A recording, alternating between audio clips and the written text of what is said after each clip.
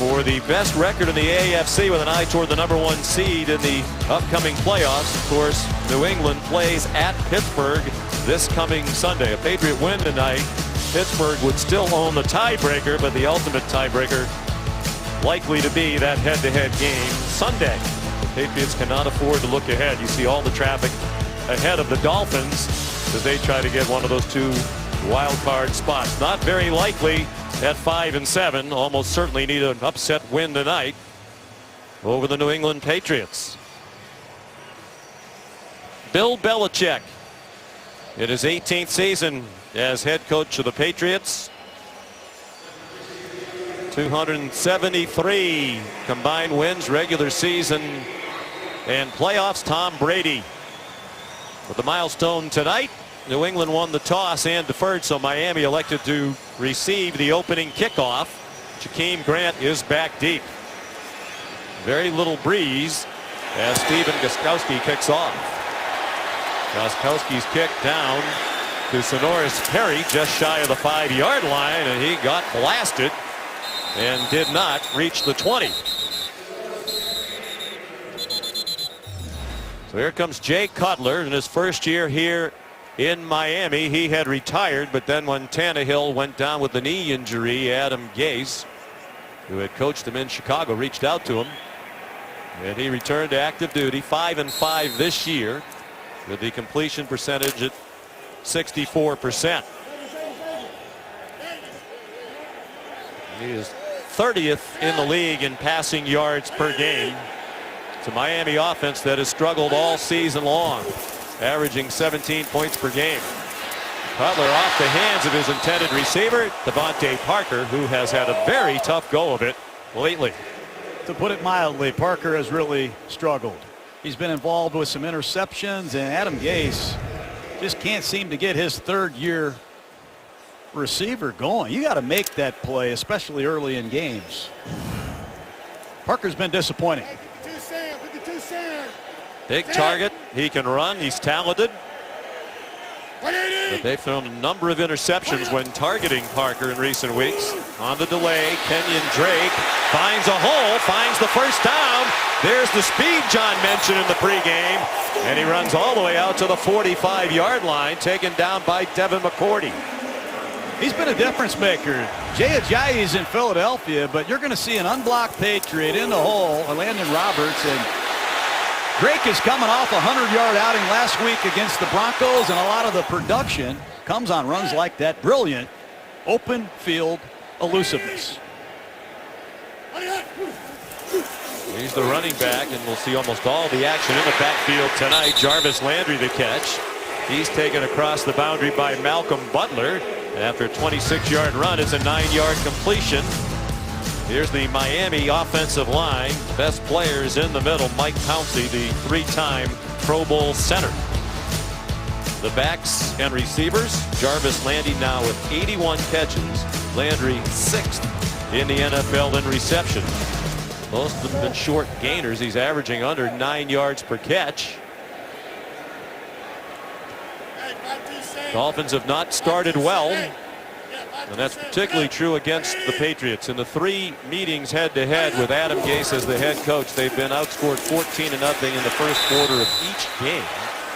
Drake carries for a first down, it seems, and Adam Gase told us, Coach, that a fast start is important tonight. You can't continue to get behind the Patriots 14-0 every time you play them. That's for sure. And Kenyon Drake is a man they have to keep feeding, not only in the running game. They're going to split him out as a receiver and try to isolate him against this depleted Patriot defense.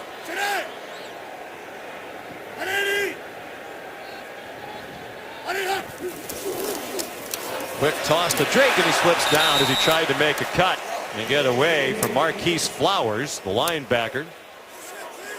They're playing without Trey Flowers, their leading sack man, out for the second week in a row with a rib injury. Dietrich Wise steps in for him, and as Lisa mentioned, Eric Lee has been a revelation the last couple of weeks for New England. Flowers and Landon Roberts are the linebackers. They're without Kyle Van Noy, their leading tackler, a calf injury. We'll see a lot of 5 defensive back looks from New England strength of that secondary this year has been the play of the safeties. Devin McCourty and Patrick Chung. Plenty of room over the middle. Drake is also an adept receiver. He's taken down by Elandon Roberts, but it's a gain to the 36, 1 yard short of the first down. You're going to see this all night tonight. They're going to steal a page out of the Patriots playbook. You see a linebacker, Roberts, covering Kenyon Drake, who's a running back. And that's a mismatch. And New England does that with Burkhead and White, and you're going to see the Patriots do that to New England tonight. And if I were Elandon Roberts, I would expect to see a lot of Kenyon Drake if they're going to play man coverage. Marquise Gray lines up as the fullback in a short yardage situation. Drake gets very close to it. It doesn't look like he made it. And Pete Morelli, the referee, signals fourth down. And a decision for Adam Gase. It would be about a 53-yard field goal, so he's going to go for the first down. Well, last week against Denver, they made it look like they were going for it, Sean. They used a no snap, no play. They tried to use a hard count, and it worked. It got Denver to jump. Will Adam Gase use no snap, no play and try to lure the Patriots off sides, or will they go for it?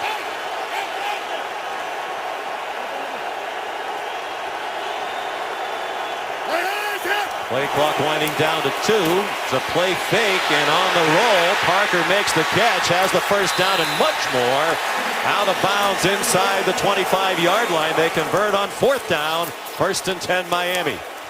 Great call, play action pass, and they're going to slide Parker across the formation, and you're going to see Stephon Gilmore, number 24.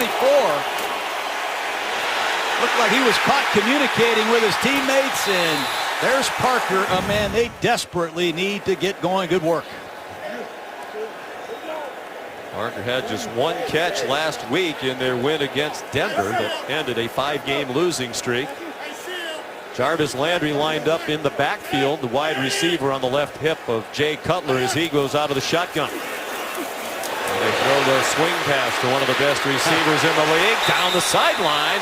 And it seems he has another first down just inside the 11. This is impressive. A lot of great formations. They put Landry in the backfield. They throw him a wide flare, and he is dangerous after the catch. Look at that stiff arm. And Bill Belichick told us one of their biggest concerns with Miami was Landry after the catch, and they have taken this ball right down the field. Can they finish the drive? A long time since the Patriots trailed. They're about to fall behind unless they can get another red zone takeaway. They have 5 red zone takeaways. That leads the league among any defense. Buffalo last week in Buffalo marched right down the field in their opening drive, and then Eric Lee had an interception just shy of the goal line. Matt Patricia is the defensive coordinator. And they're shorthanded tonight, Sean. They are missing Trey Flowers, their leading sack man. They're missing Kyle Van Noy, their leading tackler. They've had a lot of injuries. They have a lot of unknown New England Patriots, men that I really did not hear much about prior to coming here. Can they hold up? We'll play the second half of the season without Dante Hightower, their outstanding linebacker. Cutler back of the end zone and off the hands of Penny Stills with Malcolm Butler in coverage. That's the strength of the Patriots, are these 3 corners, and Malcolm Butler in one-on-one coverage with Kenny Stills does an excellent job. Butler played Stills extremely well 2 weeks ago. Keep that in mind, Sean. These 2 teams met just a couple weeks ago in New England. They're very familiar with one another and expect to see Butler versus Stills most of the night. It was a 35-17 New England win in Foxborough 2 weeks ago. 12th play of this opening drive for Miami. 3rd down and 11 from the 12-yard line. 5-man rush. They didn't get anywhere near Cutler, and he couldn't find an open man. Finally had to throw it away, and they'll try a field goal. That's Patriot defense. It's frustrating. Scoring defense. How they have done it under Bill Belichick in the last 8 weeks, I do not know. But coverage down the field holds up. Cutler has nowhere to go. Bill Belichick will give you yardage for Christmas. He's interested in scoring defense, and This to me is a stop. Could be an easy field goal for Cody Parkey. He's had a good first season here in Miami, and that one's good from 30 yards. So New England did not trail at all in any of its last 4 games. They're down 3-0 in Miami tonight. ESPN's Monday Night Football is brought to you by Courtyard, the official hotel of the NFL. September 12, 2011, Tom Brady threw for a Monday Night Football record 517 yards and 4 touchdown passes. The Patriots beat the Dolphins 38-24. This was the big play, one of the big plays in the history of the NFL. Record-tying 99-yard touchdown. Brady to Wes Welker in the 4th quarter. New England had 622 yards of offense that night, the franchise record. It's also the most the Dolphins have ever given up. And he overshadowed a terrific performance by Chad Henne, the quarterback that night from Miami, threw for a career-high 416 yards. Cody Parkey's kickoff deep into the end zone, and Dion Lewis did not try to return it. So here comes Tom Brady at age 40, playing some of the best football of his career. As you see, top 2 in the NFL in completion percentage, yards per game, touchdown to interception ratio, and passer rating. Matter of fact, in those bottom 3, he's number 1 in the league.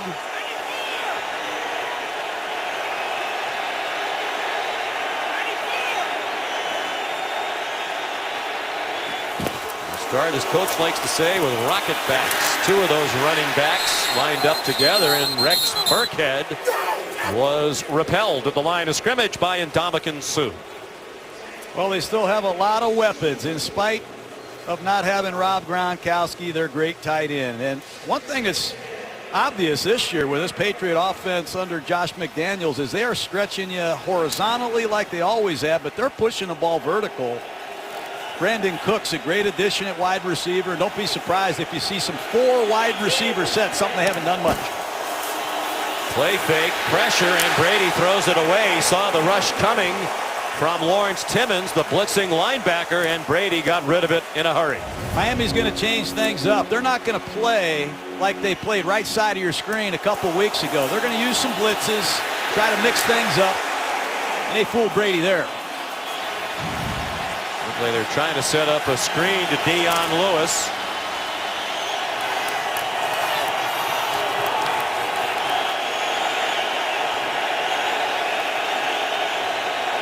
James White shifts back to the left hip of Brady. 3rd down and 10. A 5-man rush, well blocked. Brady, a deep throw, and it's intercepted. Picked off in Miami territory by Xavier Howard. Howard had the best game of his pro career last week against the Broncos. Had 2 interceptions, and he's all over this corner route to Brandon Cooks. He undercut it beautifully and made a great play on the ball. He sets up the Dolphins.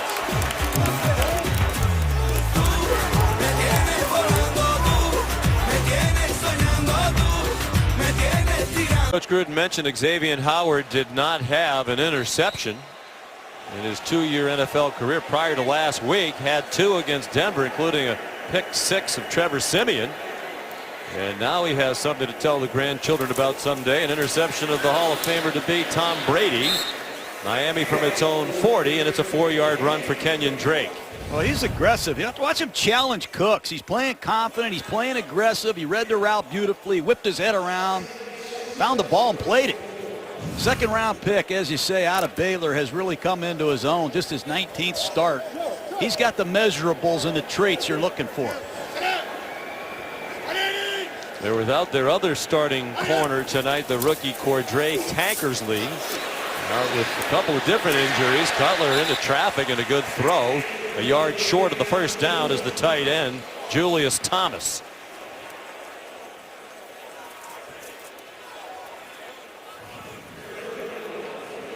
Here comes Anthony Fasano at tight end, Marquise Gray at fullback. This is their short yardage group.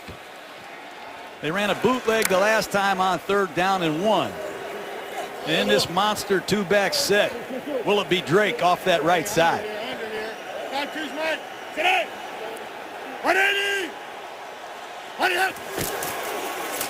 Give it to the fullback. And Gray plunges ahead for the first down. Just a reverse give and a surprising give to a fullback. Gray, who has played Wildcat quarterback and done a lot of things as a tight end, gets a rare carry and a big first down.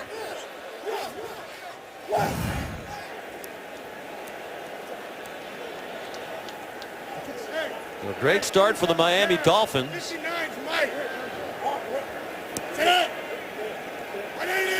Under 6.5 to go in the first quarter. They lead 3-0. They're in New England territory again. Jakeem Grant down the sideline and shoved out of bounds by Devin McCourty at the 32-yard line. It's a gain of 17 more. Well, McCourty gets isolated against the speedy Grant in this no-back set. Starts inside, breaks back outside, well-thrown ball. And Jay Cutler in the pocket doing a nice job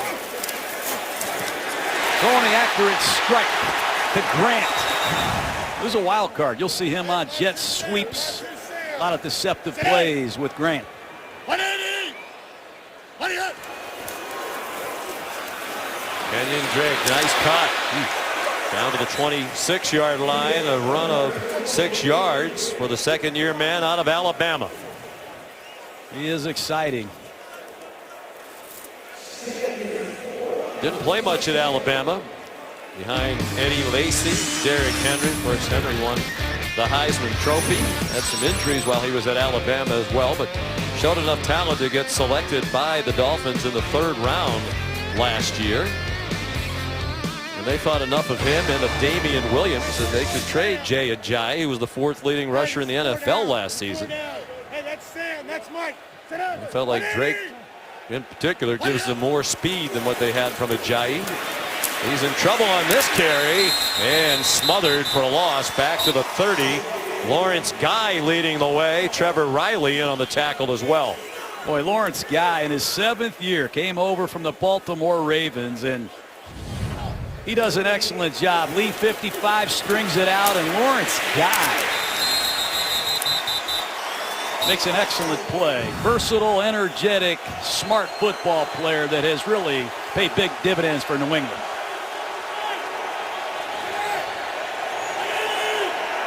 Third down and 8. They are in field goal range for Cody Parkey. Cutler throws short of the first down.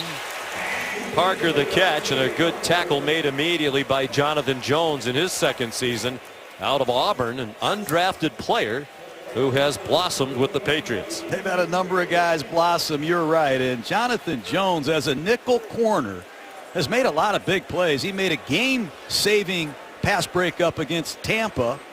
He had a sack against Miami the last time, and he's been good against the run and in coverage. He's primarily a special teams player early in the year, but some injuries opened the door to play on the defense, and he's been excellent. Cody Parkey's 2 for 2 now. That's a 44-yard field goal, and Miami leads 6-0. First quarter, Monday Night Football. USAA and the NFL pay tribute to our armed forces through the Salute to Service initiative. On Friday, our own John Gruden was at MacDill Air Force Base in Tampa leading a football clinic for members of all 4 branches of the military. Coach, I know you had a great time. I really did, Sean. The Army, the Navy, the Air Force, and Marines all represented at MacDill Air Force Base. And if you're a young person that's looking for something to get you going, you want to get into the channel of success, consider our military. They are some awesome people. Made a lot of friends. Good players too, Sean. Yeah, you put them through quite a day too. I mean, that wasn't just let's go mess around for an hour or two. How long were you out there? I mean, you had videos and we all installed kinds of plays. drills. We ran plays. I was yelling at guys. We had a blast. We were there for almost 2.5 hours, and they gave us an unbelievable tour of their facilities. Great to be an American.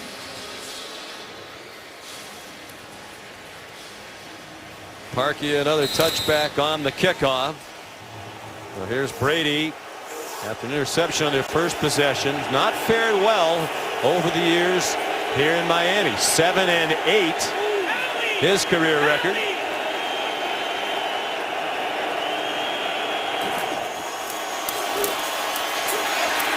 And his throw is low. We talked with Tom about that last night, Coach. He said there's a lot of different reasons for it. Early in his career when he came down, he thought Miami had some terrific defensive teams. Said a few times when they came here early in his career it was very hot and humid. He wasn't accustomed to it. He said sometimes in the second half I felt like my legs weren't even attached to my body. Weather not a factor tonight. It's a beautiful, cool evening here. No, it is. And credit Matt Burke, the defensive coordinator. He just blitzed again, and they're showing Brady some looks he did not see 2 weeks ago. Complete turnaround to the previous 3 first quarters of the Patriot-Dolphin game since Adam Gase has been the head coach. Patriots have dominated the first quarter in all 3 of those, but it's Miami having its way tonight. Rex Burkhead a hard-earned 2, perhaps 3 yards. Patriots #1 in the league in total offense. Big issue up front is at right tackle. Cameron Fleming is the sub in for Marcus Cannon, who's been out now 5 games with an ankle injury. No Rob Gronkowski tonight, so Dwayne Allen may see the ball more often. Been a good run blocker for the Patriots. And as John said, we expect without Gronkowski to see a lot of multiple wide receiver sets. A lot of running backs on the field. The 2 backs on either side of Brady on 3rd down. His throw is incomplete. Intended for Chris Hogan and broken up by Alterron Verner, the veteran in his first year in Miami, who hasn't played much, but he'll play more tonight without Cordray Tankersley. Well, that's where Brady's going to go all night. Verner struggled as a Buccaneer. And on 3rd down, they went right after Verner. He met the challenge. Hogan back in action against Verner. That'll be a matchup you see more of later. Ryan Allen on the punt, and everything is going poorly for New England. That wasn't a good kick. It did take a good bounce. And it is down by Johnson Batamosi. 44-yard punt. Frustrating start for Tom Brady. They've run 6 plays. They have 2 yards. They've turned it over once.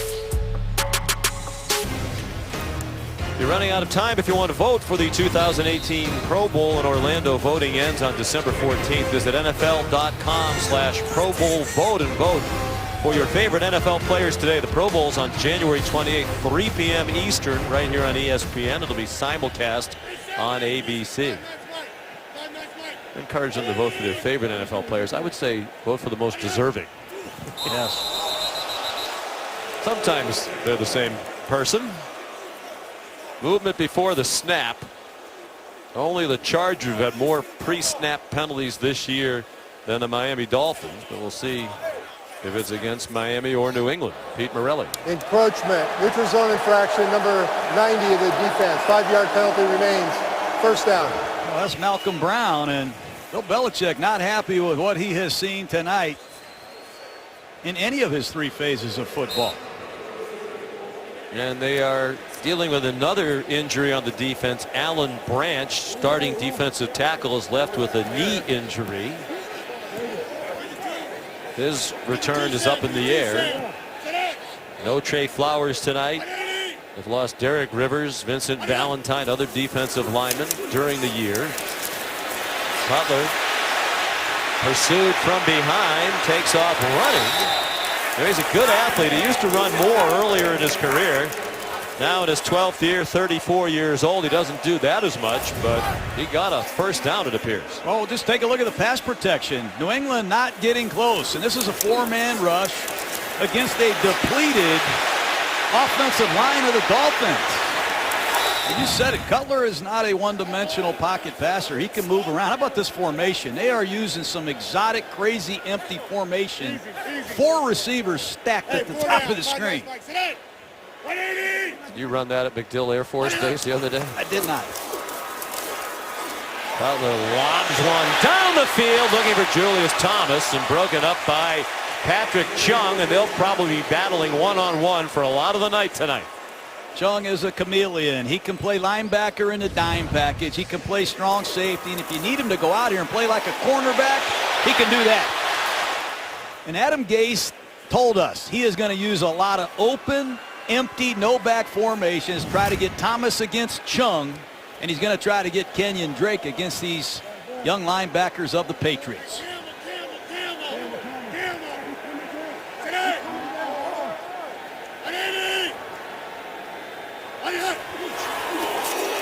On 2nd and 10, New England tried to bring pressure, and that pass incomplete, and here's a late flag. Devontae Parker was screaming for a flag, and he's going to get one on Stephon Gilmore. Bump and run slant route. Pass interference. Number 24 defense. Automatic first down. Gilmore has played very good football for the Patriots in the last 4 weeks. And it's up to these young Miami Dolphins and highly touted Dolphin receivers to step their game up and defeat man coverage, because they're going to see it a lot. See the frustration in Jay Cutler. If that pass got through, it might have gone for a touchdown.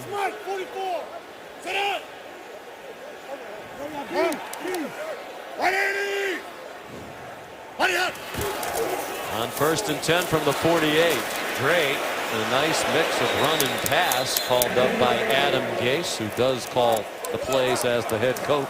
Holding. Number 51 offense. 10-yard penalty remains. First down. Pouncey has struggled with penalties, and that's a big one on first down. Had a hip injury last week, could not finish the game, and he didn't like that call, but this offensive line has not delivered to the standards that they expected, and they've invested a lot in it. They've been plagued by injuries. Their best lineman for the start of the year was Jawan James, the right tackle, but he went on injured reserve mid-season with a hamstring injury. Jamon Bushrod, had been their starting right guard, is also out with an injury. Cutler on target. Kenny Stills swung out of bounds by Malcolm Butler at the 45-yard line. If you look at that Patriot huddle on defense, who are these young New England Patriots? Number 55, Eric Lee, just been playing here for a few weeks.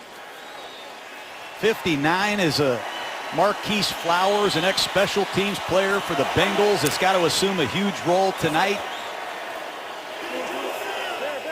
Numerous New England Patriots as Alan Branch has returned in the middle of that defensive line. Drake got popped as he crossed the line of scrimmage, and it's Branch just back into the game in his 11th season out of the University of Michigan. Not hard to find him. He's 6'6", Sean, 350 pounds, and when he's on your center in a one-on-one situation, good luck.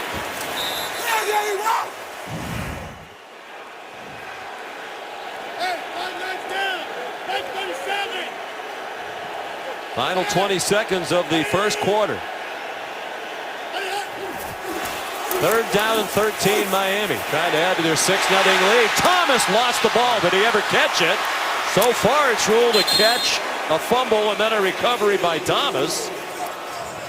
And he did not get the first down. He's stopped at the 48-yard line of the first quarter. 6 yards short of the first down. Was a catch and a fumble.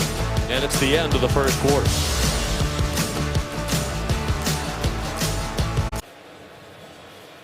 (6-0). Miami has the lead. Tom Brady trying to get loose. Probably a little stiff. They were only on the field for 6 plays. They had 2 3-and-outs in the first quarter. 2 yards of offense. 2 field goals for Miami with the ball for more than 13 minutes. And on 4th down and 7 at the New England 48, Matt Hawk, the rookie punter from Arizona State, on the field for the Dolphins. Wow. And Danny Amendola, a fair catch at the 8-yard line. Boy, Hawk, he pinned Denver back last week 7 times. I thought Amendola had a chance to return that, but let's see if Tom Brady can get this offense going. Clearly upset last week. He was upset with Josh McDaniels for a lot of reasons. They broke down in the red zone. They had 4 false starts. They've been sluggish the last couple of weeks. They're going to have to pick it up and pick up some blitzes because the Dolphins have brought the heat in the first quarter.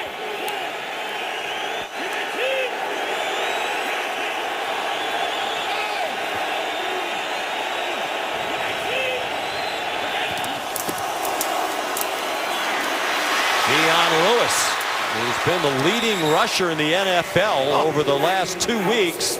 and he has 11 yards and the first New England first down of the night.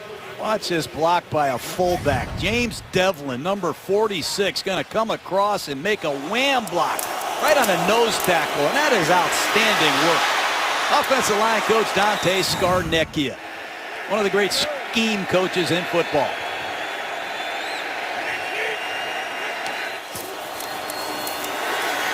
Deep drop by Brady. Takes the short throw over the middle. It's Dion Lewis again, run down by Chase Allen, the middle linebacker for Miami. And it'll be second down and 3. And here come the Rocket backs. Dion Lewis, number 33, and Rex Burkhead, number 34. Actually, it's James White, 28, and Burkhead, 34. Both check into the game. White, normally a receiving back. He rarely carries it. Swing it out quickly to Burkhead. And it's a first down. Another for New England to the 35-yard line. You don't have Julian Edelman. He, unfortunately, is out for the season. And you got to replace that production. And Rex Burkhead has come over here from Cincinnati, and he's run for over 250 yards, and he's caught the ball for over 200 yards. What an addition he has been. They can use him in a lot of positions. Most teams, that injury to Edelman would have been devastating. T.J. McDonald, a big hit on Dion Lewis, but in New England, you know, they've done it before. Last year they lost Gronkowski in the middle of the year, and a lot of people thought, well, that's the end of their Super Bowl hopes. Right. And then they run the table and win the Super Bowl. It's a credit to them. They lose LeGarrette Blount, who had a franchise record, 18 touchdowns. You lose Gronk, you lose Edelman, and here we are at 10-2. Great coaching job. And a great job by their personnel department. Empty backfield. Lewis dancing across the 40. And after that sluggish start in the first quarter, barely on the field, this New England offense looks like it has found a rhythm. You see Miami, they are missing Cordray Tankersley, a starting corner, and number 33, Torrey McTyer, a rookie from Nevada, Las Vegas, has checked in at the bottom of the screen. I have not seen McTyer play all year. Will they target him on third down?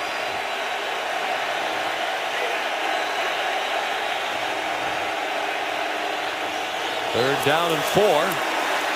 Brady has time, has Burkhead, but he does not have the first down. Good tackling by the Dolphins, led by Kiko Alonso with help from Rashad Jones. Well, it's Alonso in one-on-one coverage, and here comes Rashad Jones with a cap-off. Jones, I think, is their best defensive player. He can play in the box. He can play deep. Leading tackler, what a performer he is. And once again, Miami with a key stop. So Brian Allen on to punt. Jarvis Landry back deep for the punt. Adam Gase said he lets Landry decide when he wants to go back there and return punts. He doesn't go back there for all of them. He might be feeling it at the moment. Not going to be able to field it on the fly. And comes to a quick stop at the 13-yard line.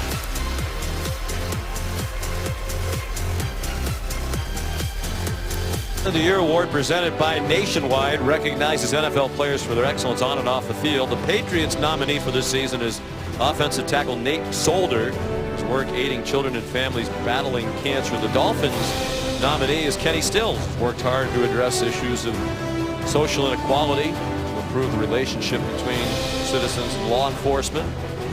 Congratulations to both of them. Mentioned Nate's work aiding children and families with cancer. Unfortunately, he has experienced himself in that area, himself a cancer survivor, battled testicle cancer a couple of years ago, and as a young son he has been battling kidney cancer. Hudson was diagnosed when he was just 3 months old back in 2015. Two of the good guys in the league, and that is a prestigious award, the Walter Payton Man of the Year Award, presented by Nationwide. Kenyon Drake, the ball carrier, on first down for the Dolphins, and Lawrence Guy made the tackle.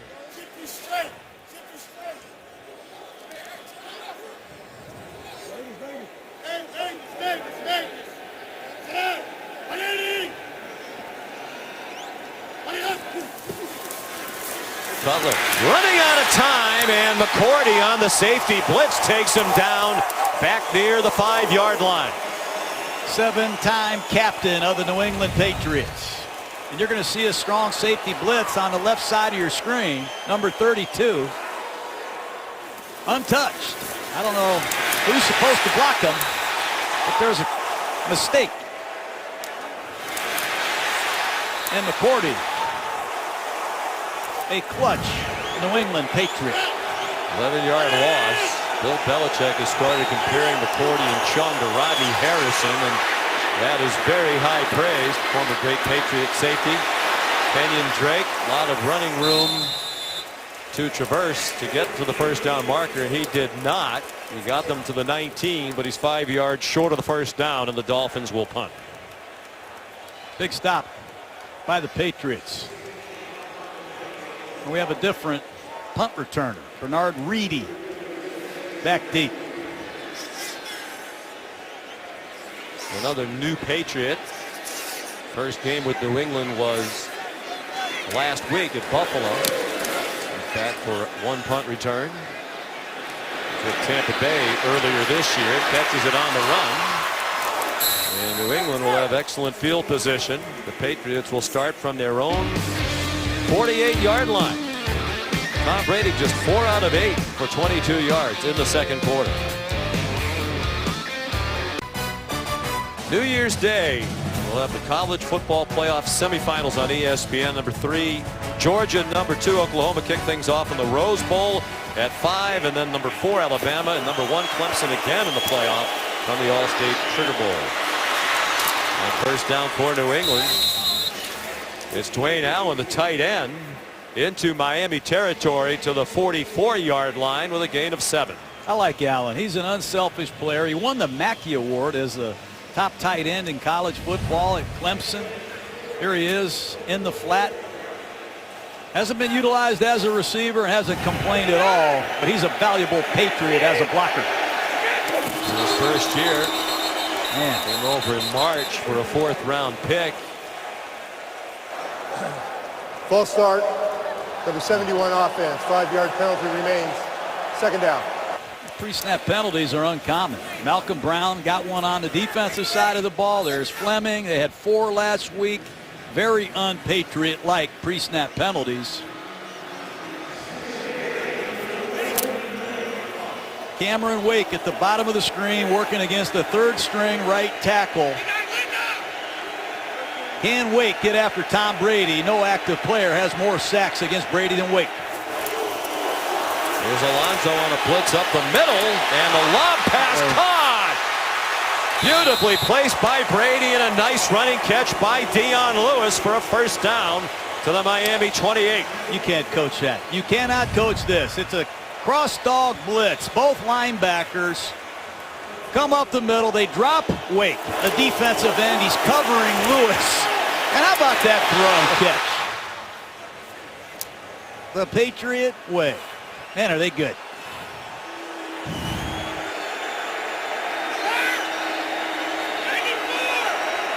Twenty-yard gain. Rex Burkhead, the running back. He took the handoff. Former Nebraska Cornhusker got dropped at the 26 after he got 2. I want to go back to this Miami Dolphin D-line, Sean. They have not been able to play with a lead very much this year. They've been playing from behind. And last week against the Broncos, they played with a lead, and they turned it up. And if they're going to win tonight, they've got to get it done with this front 4. That's where their high-price players are. Especially Wake and Sue, both of them 5-time Pro Bowlers. Burkhead, nice tackle by Lawrence Timmons, the first-year Dolphin after a terrific 10-year run with the Pittsburgh Steelers. Certainly is. And you look at that linebacking core of the Dolphins, I'm seeing a lot more of Stephon Anthony, number 44, the ex-New Orleans Saint, acquired for a 5th-round draft choice, and they like him in passing down situations. 3rd down and 5.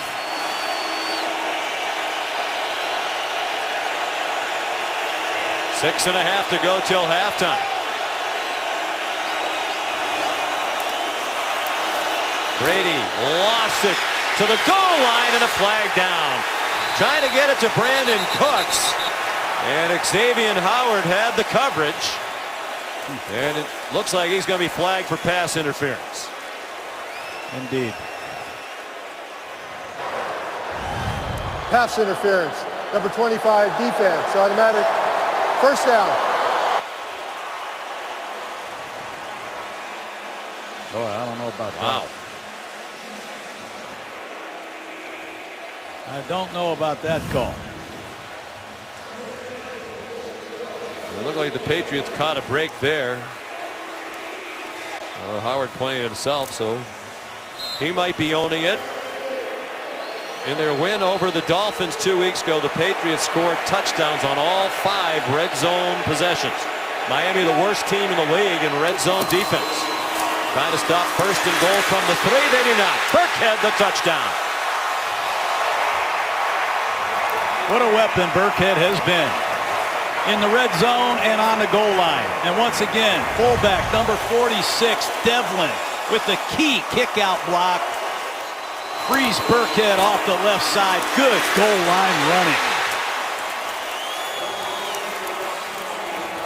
They lose LeGarrette Blount, one of the great goal line closers. And Rex Burkhead has done an outstanding job in the last few weeks of accepting that role. Yeah, he had 2 short touchdown runs in that win against Miami 2 weeks ago. So after a sluggish start, 2 yards of offense in the first quarter, fewest ever in the first quarter with Tom Brady at quarterback for New England. They go 51 yards in 5 plays on this possession and take the lead after the Gostkowski extra point. New England leads for the first time tonight here at Hard Rock Stadium. Mentioned at the top of the telecast, it seems every time Tom Brady takes the field he makes history. With his 53 yards tonight, he's now thrown for 3,685 yards at age 40. That is the most yards in a season by any player in NFL history 40 years or older. The previous mark was held by Warren Moon at age 40. Threw for 3,678 back in 1997. Oh man, wow, big hit on the return by Sonoris Perry. He got blasted by Trevor Riley. Patriots can cover some kicks. Big part of their success is field position. Listen to this hit.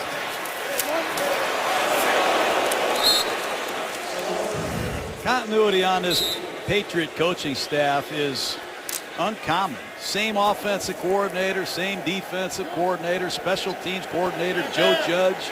They've all been here working since 2012, Sean.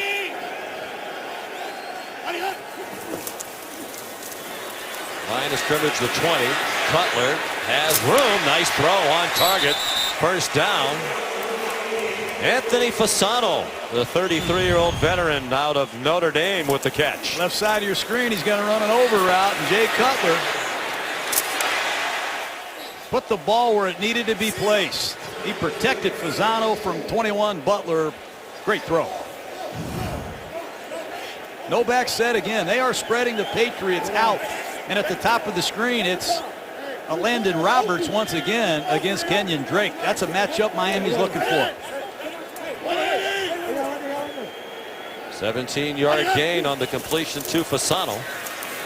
Cutler getting a good time again. Throws it deep. Has a man open. Drake deep into New England territory with a first down. You see that coming a mile away. Cutler looked off the free safety, and he stung Roberts big time. Watch him look off Harmon, who's a very good free safety ball hawk. He's going to look left and move Harmon just enough to freeze him. And Kenyon Drake runs right by Landon Roberts. That's no contest. Miami back quickly after the 47-yard gain. It's a touchdown by Jarvis Landry. But there is a flag down at the 12-yard line. I'm going to call this holding against Miami.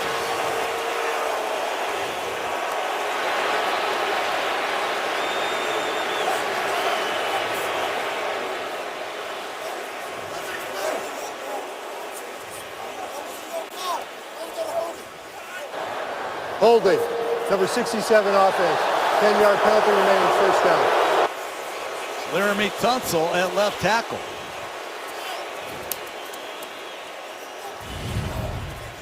Take a look at it right here, middle of your screen.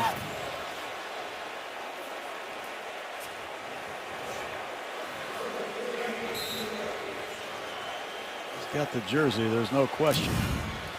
Big penalty. Holding Jonathan Jones, wipes out the touchdown. Brings the ball back to the 20 with 1st and 14. We had a first down at the 6-yard line. Great solid burst. Boy, you can see what they liked about him, Coach, when they made that trade. They sent Ajayi to Philadelphia. It stunned a lot of people around the league, but they kept talking about the talent of Kenyon Drake and Damian Williams, and Drake has put it on display. He sure has, Sean. I'll tell you, Drake has made Adam Gase look good on that. I mean, this kid is catching the ball, he's running the ball, and what I like is he's acting like a feature back. He carries it 23 times a week ago, and he's playing strong and fast again this week. He's showing some durability. He's really been impressive. He'll get almost all the carries tonight with Damian Williams inactive again this week due to injury. Miami calls timeout. We talked with Jay Cutler yesterday about Tom Brady. You could tell, Coach, he was envious of the stability that Brady has enjoyed throughout the years in New England, playing for one head coach, Bill Belichick, one of the greats of all time, and 3 offensive coordinators, Charlie Weiss, who's actually here in attendance tonight, Josh McDaniels, Bill O'Brien. Meanwhile, look at all the offensive coordinators Jay Cutler has played for in his 3 stops in Denver, in Chicago, where it really got crazy with 3 head coaches and 6 offensive coordinators. And now with Adam Gase and Mike Christensen, the coordinator here in Miami. Jay told us it takes you about 3 to 5 years in his experience to get comfortable. Well, you got to play good for 3 to 5 years to keep the coach, Sean. I was a coach. If you're not playing good and winning, the coaches are gone. And Tom Brady has played at a supremely high level, and he's been afforded that continuity for good reason. Play clock running down. They just do get it off. Butler, after the trickery, throws it away. It went to a very fancy play, and they were trying to dump it to Kenny Stills, and that looked doomed from the start. One thing about this Patriot defense, when you study them in the red zone, they take the ball away. They have taken the ball away more than any other defense in the red zone. And defensive coordinator Matt Patricia, he's been a Patriot for 14 years. And I have to tell you, I think this is his best coaching job. They've had defections in free agency, injuries to key players. It hasn't fazed him one bit, and it's 3rd and 7. That defense shockingly bad at the beginning of the year. 32 points per game allowed over the first 4. Look out! Cutler got away. Gets the ball off, and it's a first down. Kenyon Drake at the 5-yard line. That looked like the youthful Jay Cutler from the start of his career in Denver. Well, Jordan Richards has a sack much like Cromartie had. Left side of your screen, no one touched him. And Cutler somehow avoids it and has the presence to find Drake, who has come up huge here in the first half. What a play by Cutler.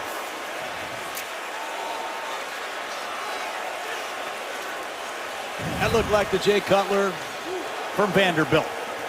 Gunslinger. 8-yard gain. They bring Drake in motion. The fake toss to him. Now Landry lunging. Touchdown Miami. They're killing New England right now with these bootlegs, and they're getting them from an array of different formations. That time Drake comes in motion from a no-back set, and Lee, number 55, loses contain, and you will not tackle Jarvis Landry in a one-on-one situation near the goal line with a defensive back. This is a powerful wide receiver that can really run the rock.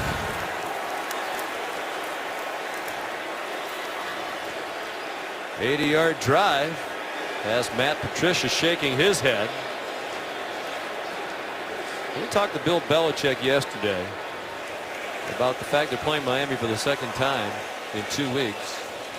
said his message was, it's not going to be easy. So we were fortunate to win a couple of weeks ago against Miami. We did not play well at all in this game. Wondering if they might be looking ahead a little bit for that matchup with Pittsburgh next Sunday. Landry the touchdown.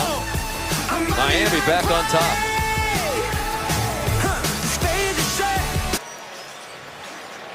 Three and a half minutes to go till the half here at Hard Rock Stadium. Beautiful Hard Rock Stadium. Over the last couple of years, a $550 million renovation, including that canopy at the top of the stadium. An afternoon game. Covers most of the seats, about 90% of them, so you're not sitting out in the sunshine. It's another touchback off the foot of Cody Parkey. Take a look at Cutler on that last drive. Watch the ball placement on his bootleg to Fasano.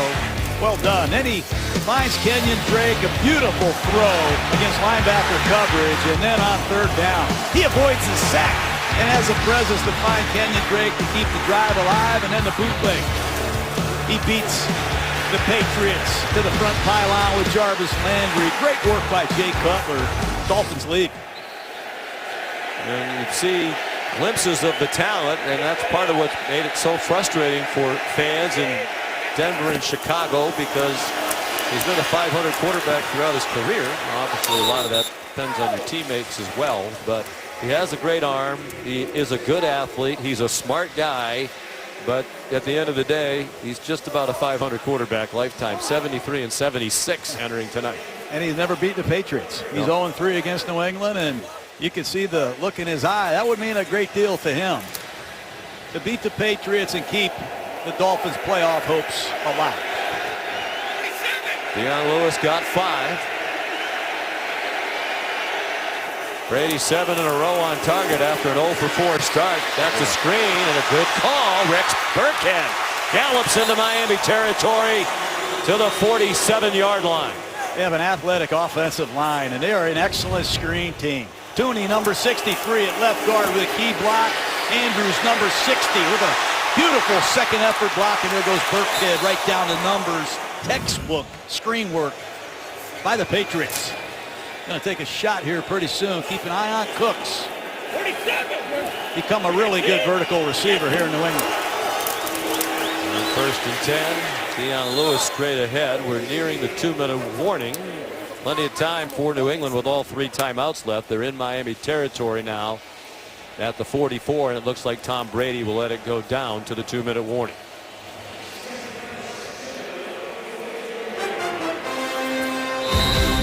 13-7 Dolphins on Monday Night Football. ESPN's Monday Night Football is brought to you by Toyota. Wow. Let's go places. So this is a little bit of your Philly cheesesteak love there. I tell you, guy is About the a best. sandwich is going to be called the Groove and Grinder. I think it's You ever see a sandwich like that? Let's go. We're ready to do this? I'm ready. All right. That's all right here, right now, on Monday Night Football. Let's do it. Thanks, guy. That's a grinder. He called that thing. He made a sandwich. He named it the Gritty Grinder. I love that guy. Guy Fieri, celebrity chef here at the game tonight. How you feeling after eating that? Yeah, I'm hungry again. You've been on a very dedicated diet lately. That wasn't a part of it. Rex Burkhead has a first down. New England's been a great team this year in the final 2 minutes of the half. Can they score again with Josh McDaniels calling the plays? These running backs can kill you. That time, again, it's Burkhead against Kiko Alonso, and Tom Brady's going to use all this clock. They are famous for doubling up. They love to score at the end of the first half, go to the locker room and receive the ball to start the second half, and before you know it, New England's on the board twice. They do it better than any team I've ever seen.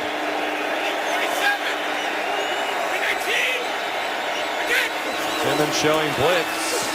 Did not get through, but there was pressure on Brady, who threw it away.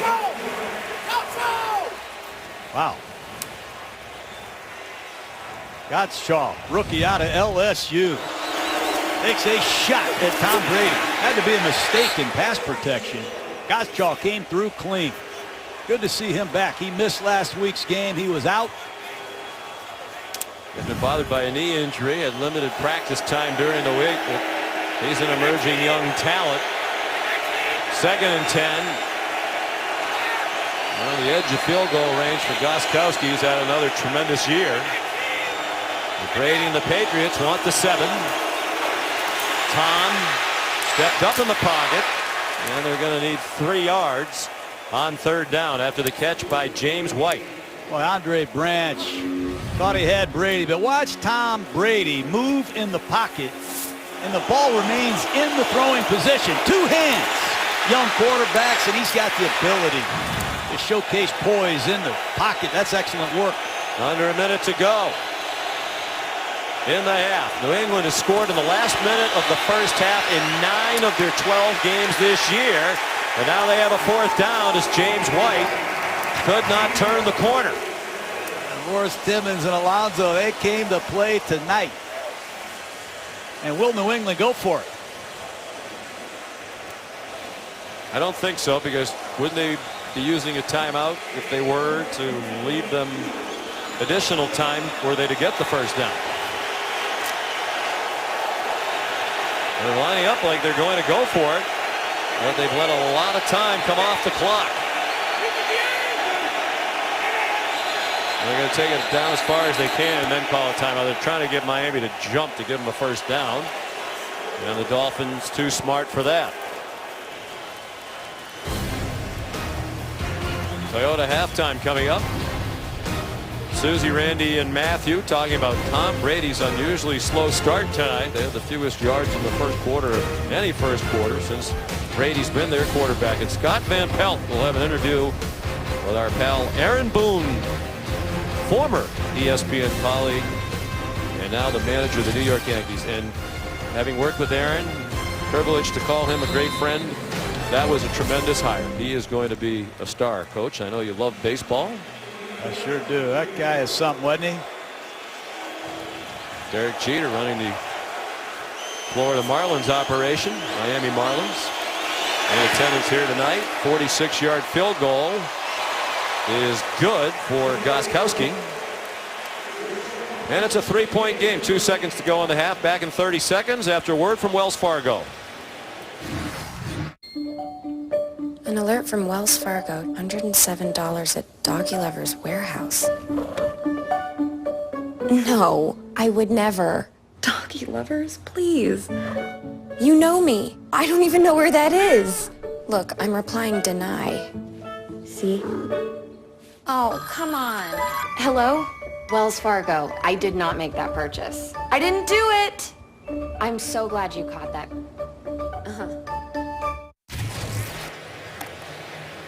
13-10 Miami. Coach talked during the pregame without Rob Gronkowski that New England would lean heavily on the running backs as receivers tonight. Tom Brady's completed 11 passes. 10 of them have been to running backs. Unbelievable. Not one receiver has caught a ball. They have Chris Hogan active tonight. Brandon Cooks has been their leading receiver, but haven't seen any of those receivers targeted much, at least in the second quarter. But credit to Miami. Gostkowski go for the touchback, but they don't have a wide receiver who's caught a pass tonight. New England. The other catch was by Dwayne Allen, the tight end. And they're in a dogfight. And Bill Belichick and Tom Brady, they know it. You said it earlier. Every year they come down here to South Florida, it is a dogfight. And Brady's 7-8 coming down here against the Dolphins, and they've got their work cut out for them. They're going to have to make some adjustments at halftime. They have been blitzed a lot, and Jay Cutler has been on it. One of the best first halves I've seen him play as a Dolphin. 15 for 20 for 181 yards for Cutler. That's just about what he's averaged per game for this season. Toyota halftime coming up next. New England gets the ball to start the second half. We'll join Susie in 30 seconds.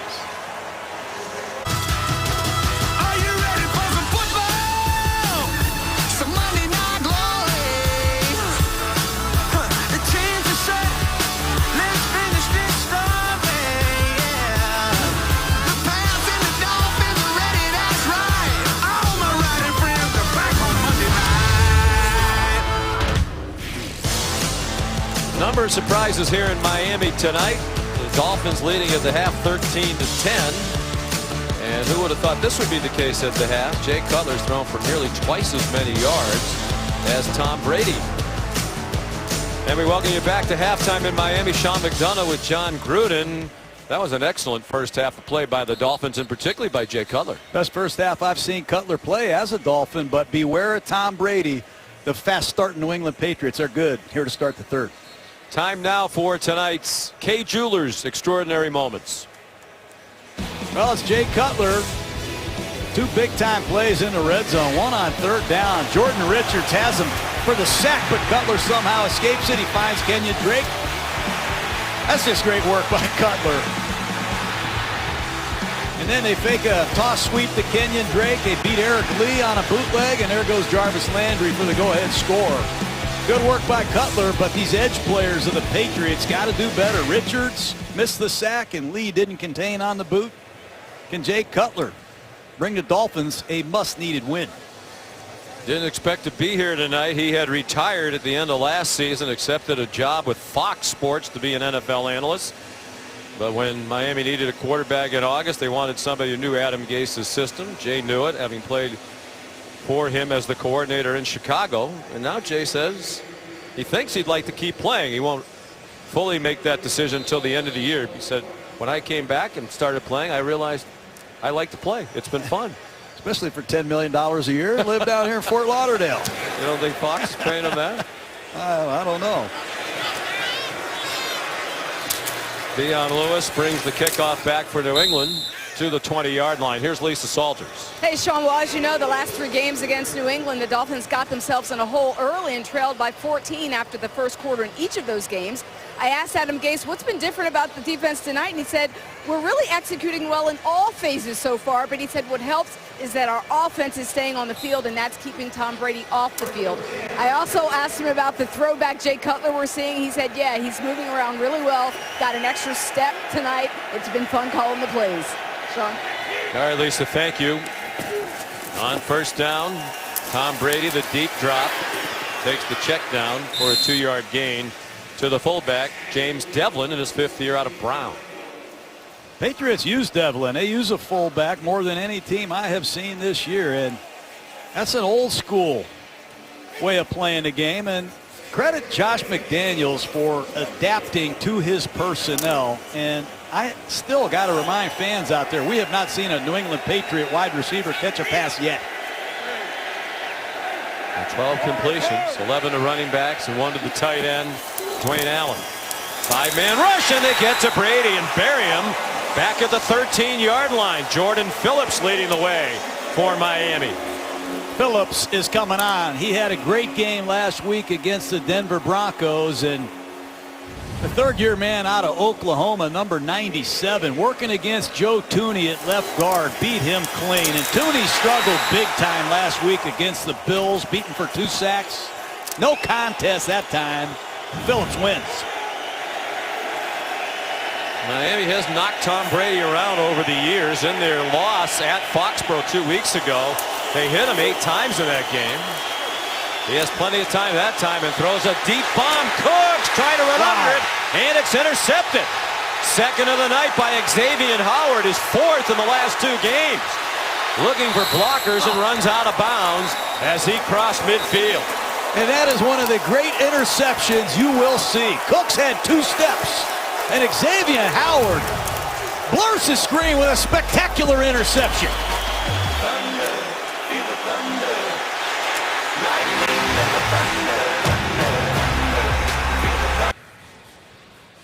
Dolphins have the ball back on the 2nd interception of the night by Xavier Howard. Time for tonight's DXL Total Replay. Oh, top of the screen, it's going to be a post pattern, and watch Xavier Howard recover and make a spectacular interception against Brandon Cooks, one of the best deep ball receivers in football. He turns on the jets and finds the ball at the last second. He had an interception on the first series of the game on play number 3, and he has an interception on the first series of the second half. So much for the fast starting Patriots. Butler after the play fake dumps it off Jarvis Landry, and a good tackle. It looked like Landry was going to get away from Jonathan Jones. He did not, but it's a quality gain of 6 on first down for the Dolphins. He's not your everyday receiver, Sean, averaging only 8.7 yards per catch. And his route tree is a lot of quick screens, bubble screens. They do everything possible to get him in the open field to let him run after the catch. But that's uncommon for a wide receiver. Well, Cole Beasley averages less yards per reception in the NFL this year among those who have at least 20 catches. There are 87 players who fit that description. Cutler deep, and Thomas couldn't make the over-the-shoulder catch. I think he expected Thomas to fade toward the sideline. That's the matchup they're probing. Chung versus Thomas. I think he's expecting Thomas to veer towards the sideline and find the football.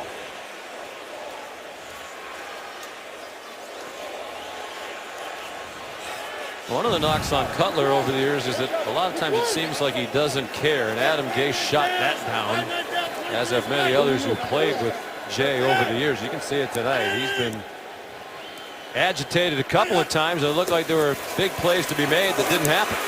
Steps into that throw as a first down. Kenny Stills yanked down at the 29-yard line. No pass rush. New England had 7 sacks in their first meeting against Miami. Tonight they have struggled to get anywhere near Jay Cutler, and another nice delivery for a first down. 11-yard gain. Matt Patricia knew they wouldn't have as many sacks tonight. Cutler tends to get the ball out more quickly than does Matt Moore, who was the starter in that game 2 weeks ago in Foxborough. Cutler was out with a concussion.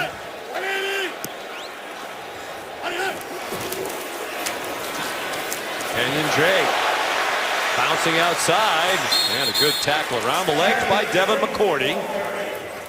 What a player he is. Devin McCourty had a sack in the first half. He's playing down near the line of scrimmage more than I've seen him play in years past, and he does an excellent job coming from inside out to make the tackle on Drake.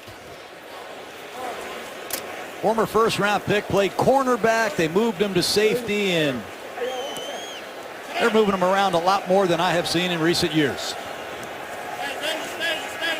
Three-time Pro Bowler Devin McCourty. 2nd down and 6.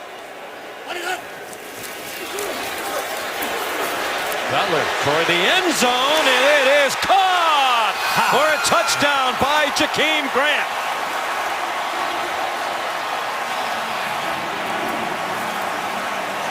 What a throw by Cutler, going right after Malcolm Butler. And Jakeem Grant, undersized receiver, he goes up and gets it. Does he have both feet in? Indeed. Jay Cutler's on fire. Touchdown, 2nd-year man out of Texas Tech. Saw Pat Mahomes, the gunslinger quarterback, first rounder of the Chiefs. He threw for all those yards. Grant's one of those guys that caught a lot of those missiles.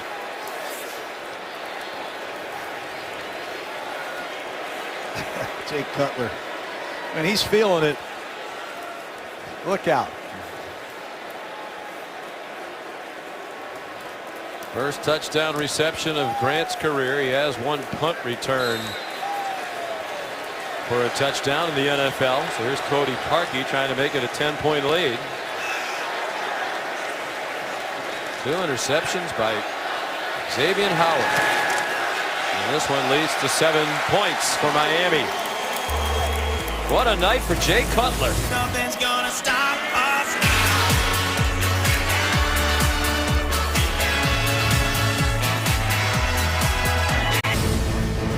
Rough night for Tom Brady and the Patriots. Right after that touchdown by Miami that gave him a 10-point lead, he's up and down the Patriots sideline. Let's go, trying to get the troops moving. He sensed Bill Belichick was a little bit afraid of this when we talked with him last night. Said, I wanted to let my team know it isn't going to be easy. It's hard to beat a team twice in 3 weeks, and he's well aware that they've struggled versus Miami here in this stadium. And the Dolphins clearly the more fired up team. Most engaged team on this field tonight. Dion Lewis sent backwards by Mike Hull, one of the Dolphins' best special teams players. So Tom Brady, his first 2 interception game of the season. Hasn't thrown 2 picks since the playoff game against Houston last January. He didn't throw a touchdown pass at Buffalo last week and threw an interception. So the last 2 games, no touchdown passes, 3 interceptions for Brady. New England has just 114 yards of offense tonight. And trouble will come off that total. T.J. McDonald stopped Lewis behind the line of scrimmage. T.J. McDonald on a strong safety blitz. Stuffs Dion Lewis. Miami played great defense last week against Denver. They held them to 1 for 13 on 3rd down. New England's 0 for 5 tonight on 3rd down. 2 turnovers. They're hitting Tom Brady, and a receiver, not one wide receiver, has caught a pass. You got to credit the Dolphin defense. 120 yards in the first half was the season low for New England. Brady looked around, found Danny Amendola. So there's the first catch by a New England wide receiver tonight, a short one to the 24. It'll be 3rd down and 6. And in checks Cameron Wake. Multiple defensive backs. Predictable passing situation. Can they continue to heat up Tom Brady? 3rd string right tackle Cameron Fleming, number 71. Against the 35-year-old Cameron Wake, who has 8 sacks.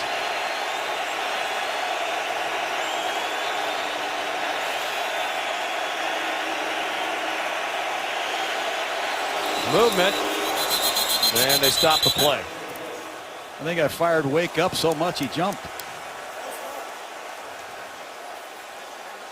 Might be on New England. Defense, neutral zone infraction, number 91. 5-yard penalty, still 3rd down. They got Wake, bottom of your screen. Clearly early. And this 3rd down is a lot more manageable. You talked with Wake on the Nationwide bus the other day. He was Derek Wake. He was Derek Wake at Penn State. That's right, until he went to Canada, had success, and they started calling him Cameron. They thought his real name was Cameron, and that's his middle name, and he kept it. Yeah, he played so well in Canada. He said, I played better as Cameron Wake. And he's gone by his middle name ever since. Only Jason Taylor has more sacks as a Dolphin. McDonald came on a blitz, didn't get there, but it's broken up. What a night for Xavier Howard, the 2nd-year cornerback out of Baylor. He's all over Brandon Cooks. And Brady's looking for Cooks in some critical 3rd down situations, and Howard's having none of this. What a night he has had, 2nd-year man out of Baylor. And New England is 0 for 6 on 3rd down. Howard had played in 18 regular season games in the NFL without an interception until last week when he had 2, and he's had 2 more tonight. There's Ryan Allen on the punt. Team Grant back for it. Good kick. And a fair catch made by Grant. 18-yard line. 54-yard punt. Next Monday night we'll be in Tampa, staying here in the state of Florida for our Week 15 Monday Night Football matchup. Matt Ryan and the 8-5 Falcons against Jameis Winston and the Buccaneers. Coverage begins with Monday Night Countdown at 6. Big game for the Falcons right now in one of the wild card playoff spots in the NFC. On 1st down for Miami, Kenyon Drake, a 1-yard gain. And Coach, our entire crew looking forward to next Monday night for a lot of reasons. Big game, as we said, for Atlanta, and a big night for you and your family as you're going to go into the Buccaneers Ring of Honor. And I know when they announced that a few months ago, very emotional thing for you. Well, thank you, Sean. It is, and it's a humbling experience to even think that's going to happen. But it'll be exciting. It'll be emotional for me. I'm starting to tear up right now, man. I know you are. Thanks for the nice words. Well, you deserve it. Led that franchise to a Super Bowl championship. Disappointing year this year for the Bucs at 4-9. I know some play-by-play guy during a preseason game predicted the Tampa Bay Buccaneers would be in the playoffs. You know, they were 9-7 last year, John. They just missed the playoffs. They made a number of moves in the offseason that would make you think they were better entering this year, but it just hasn't happened. You're close to it. What do you think's gone on there in Tampa Bay? I think there's several teams that haven't met expectations, and injuries have a lot to do with it. They've got some injuries on defense, some injuries on the offensive line. Jameis Winston has been hurt. Doug Martin, their running back, been in and out of the lineup, and they've lost some close games. I saw them lose to the New England Patriots because they couldn't make a mid-range field goal. That's pro football. They just got to fight to the finish line. 2nd and 9. Here's Drake again. What a tough run, dragging Landon Roberts, and finally taken down as Roberts got some help from Adam Butler. And now Drake grabbing the back of his right leg. And I hope this is nothing serious.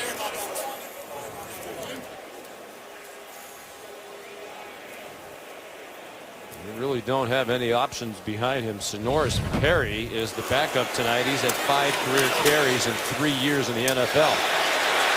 Ran right through Eric Lee, and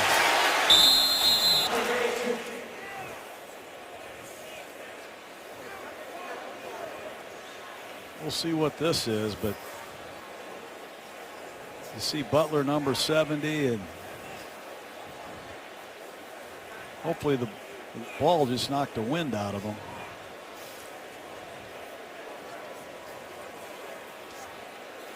But you said it, Damian Williams is already out. It'll be Sonoris Perry in a short yardage situation, and it looks like Drake will be okay. What a performance he's laid down tonight, Sean. 2 weeks in a row. 52 yards rushing. He has 80 yards receiving. There's Sonoris Perry, former Chicago Bear, on 3rd down and 1. Only a yard and a half to go. They fake it to Perry. Here comes a blitz. Cutler got rid of it. And here comes the flag on Jonathan Jones, who was all over Jarvis Landry. Well, he wanted to throw a slant to Julius Thomas. Chung covered it. He comes backside to Landry, and they got him. Number 31, defense, automatic, 1st down. Man-to-man coverage across the board. Thomas was not open. Cutler resets and throws a high fade to Jarvis Landry, and there's Jonathan Jones committing pass interference.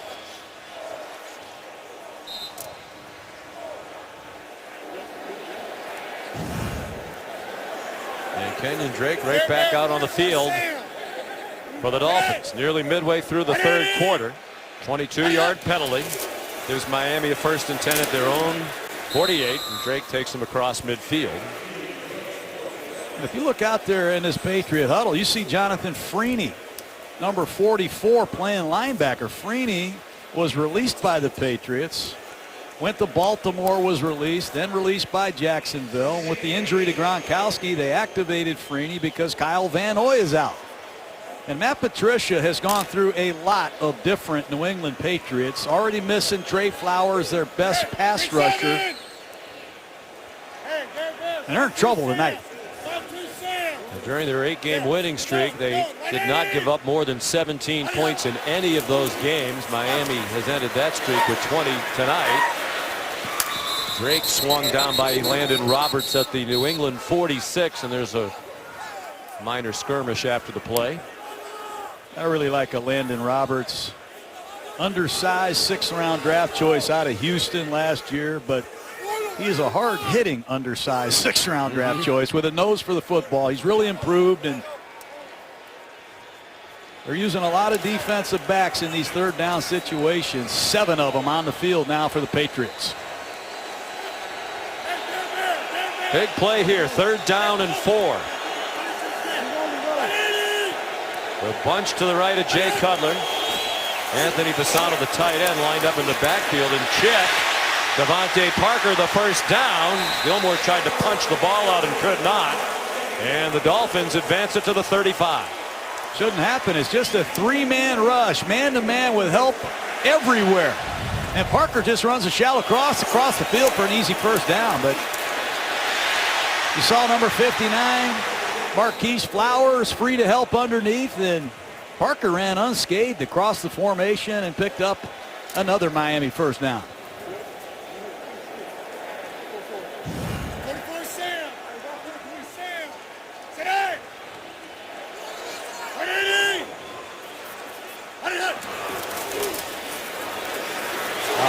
Nice spin move to get away from Chung. Now lots of running room. McCourty takes him down, saves the touchdown inside the 5-yard line. He did the same thing to Denver last week. Safety one-on-one in the hole, and Drake smoked him. That time it's Patrick Chung, number 23. He's going to be free in the hole for a one-on-one tackle. And watch the move by Drake. Oh, man, is that impressive. Kenyon Drake had a 40-yard touchdown run last week against Denver, and nobody blocked the safety. And this week against the New England Patriots on Monday Night Football, he does it again. Cutler had 3 receivers in a bunch to the left. Looked that way the whole time. None of them got open. So he fired it away with Lawrence Guy getting close.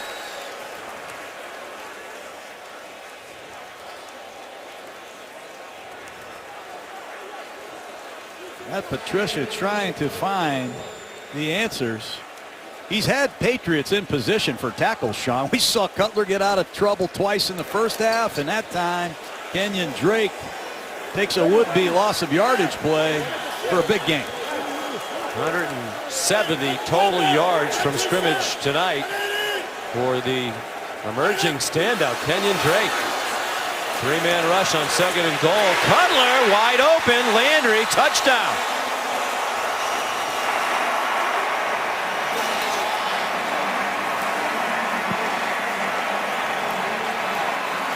Three-man rush.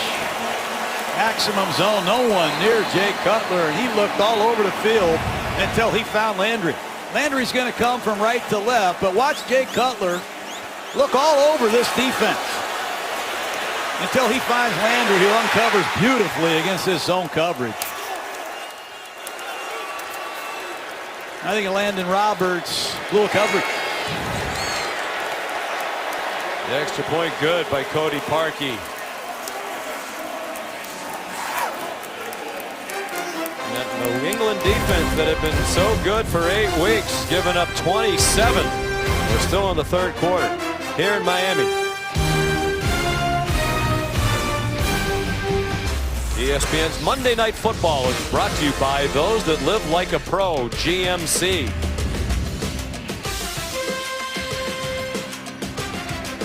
Really a brand new stadium, 30 years old, but with this $500+ million renovation by Dolphins owner Stephen Ross, doesn't look like the same place. That's had a lot of names. Yeah. Joe Robbie Stadium, Pro Player, Dolphin Stadium, Land Shark, back to Dolphins, Sun Life, New Miami, now it's Hard Rock Stadium. 9 names in 30 years. This one's a beauty. And the Dolphins continue fired up. Excellent coverage by Sonoris Perry, and Dion Lewis made only the 15-yard line. See if Tom Brady can get something going. They have struggled to block the front of the Dolphins. And now down 17, it's a predictable passing situation.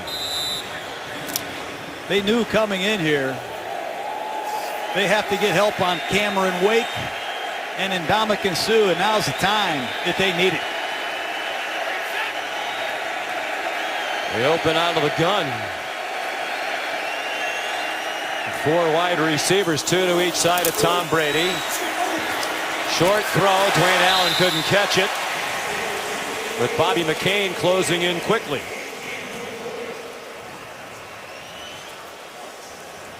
That's Ron Harmon trying to fire up the New England defense.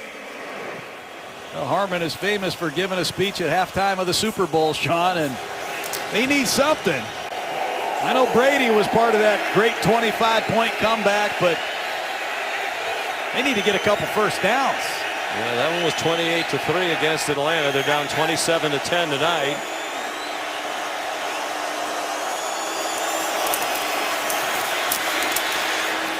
And Brady's pass knocked down at the line of scrimmage. Another safety blitz. The ball comes out quickly. Miami expected it, and they reject it. Ndamukong Suh, number 93. You'll see a big hand come up here.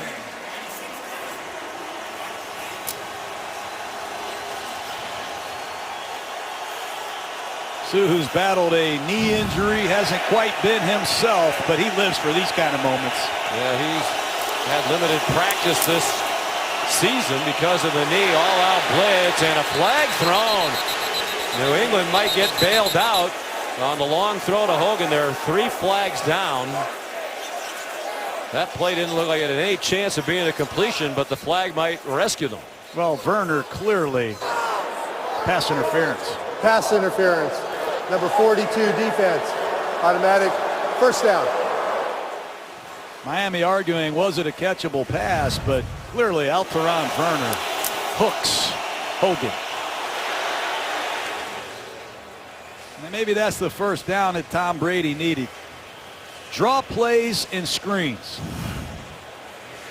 But give Matt Burke, the defensive coordinator, a lot of credit. He has brought a lot of different types of blitzes tonight. First down of the quarter for New England with 4:25 to go. There's Matt Burke. Grew up a Patriots fan in Hudson, Massachusetts. Some question about where to mark the ball. They're bringing it back to the 32. Ball be placed at the spot of the foul, which is the 32-yard line. These defensive coordinators tonight have some beards. Yeah, that's a beard off. Patricia and Burke. We asked Matt Burke, did you go to many games as a kid? He said, no, my dad had season tickets. Then when I was born, I was a twin. We grew up, my dad said he couldn't afford the season tickets anymore after he had twins. Kind of made him feel guilty. Brady had to get rid of it. Ndamukong Suh again. You get a lead with this pass rush, you're in trouble. And Ndamukong Suh working against 69, Shaq Mason and center Andrews. No match. Draw play, screen pass, something to try to slow this pass rush down. New England struggling with the big man Suh. They're usually outstanding against the blitz. Has really struggled tonight. Go for his last 4 passes. They hand it off and get a yard. Rex Burkhead. Well, they ran a trap. Exactly what you would think would help slow down a rush. And you see Miami all over it. 3rd down and long. Miami shuffling defensive linemen in and out of this game. They are fresh and they are heating up Brady. New England 0 for 6 on 3rd down tonight. 45% for the year. 4th in the league. Another bomb for Hogan, and he couldn't get under it. Going after Werner again. Back up left corner. Tankersley is out of the game. In steps the 7-year veteran, Alteron Werner. Gets turned around, gets beat at the line of scrimmage. Ball just slightly overthrown. Great help from Rashad Jones from his safety position. Brady's thrown for just 102 yards tonight. He averages 302. Jarvis Landry back deep for the punt from Ryan Allen.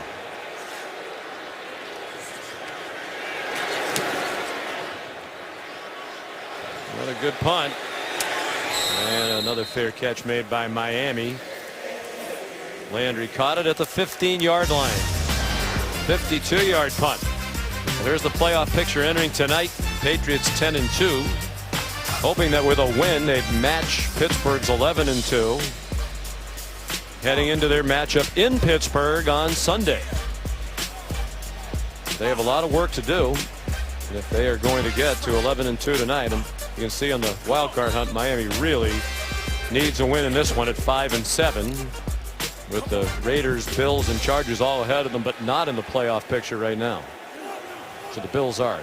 The Ravens, who got knocked out yesterday, that excruciating loss at Pittsburgh, while Buffalo had the crazy win in the driving snowstorm in Buffalo against Indianapolis. Wow. And there's the pullback. Marquise Gray close to another first down. It appears he has it at the 25-yard line. This is as good as I've seen Miami play all year. Physical running by Gray. Explosive quickness by Drake. and gunslinging from Cutler. An outstanding defense. Miami looks like the team we thought they would be. You talked about Tampa not quite reaching expectations. Dolphins have played extremely well tonight. After 10-6 of a year ago, high expectations were set at the top of the telecast. A lot of difficulties starting before the year even began with the injury to Ryan Tannehill. Drake carried for 5 more. And Adam Gase said they were really crushed when that happened because Tannehill, second year in the system, was having a great preseason. And he has stayed very actively involved. He's at practice every day. He's in the meetings all week long. He'll be back next year and very likely to be their starter based on what Adam Gase was saying. Got to stay tuned to that. He's due $17.5 million. He's been hurt the last 2 seasons. They'll have a decision to make. Looked like Drake tripped over someone's foot as he took the hand off, and he did not get back to the line of scrimmage. Under 2 minutes to go, third quarter, and a big third down coming up. Watch Kenyon Drake last week against this unblocked safety. That's a dead play. He turns it into a 45-yard touchdown. Unbelievable. And then tonight he did the same thing against Patrick Chung. It's a dead play. I don't think Jay Ajayi makes either one of those runs. No disrespect to Ajayi, a totally different back. But Kenyon Drake has added a lot of pop to this offense here in Miami. 23 carries last week were most since high school. Cutler sack. And New England on that big third down rises up, led by Adam Butler, the undrafted rookie out of Vanderbilt, who's played a lot. He's been in on 42% of their snaps this year on defense. Who is Adam Butler? That's exactly right. Walks into New England and makes the team as an undrafted rookie and has become a critical inside player. Great work by the ex-Commodore out of Vanderbilt. He's a native of Texas. Patriots practiced Saturday in the snow outdoors in Foxborough, and Butler said he really enjoyed that. He'd never been in the snow on the football field before. Here's Bernard Reedy making a couple of men miss, and then that was the end of that as he got plastered by Chase Allen, the starting middle linebacker, down there on punt coverage. He did indeed. 56-yard punt. We take you back to week 17, final week of the 2015 season here in Miami. The Dolphins beat the Patriots 20-10.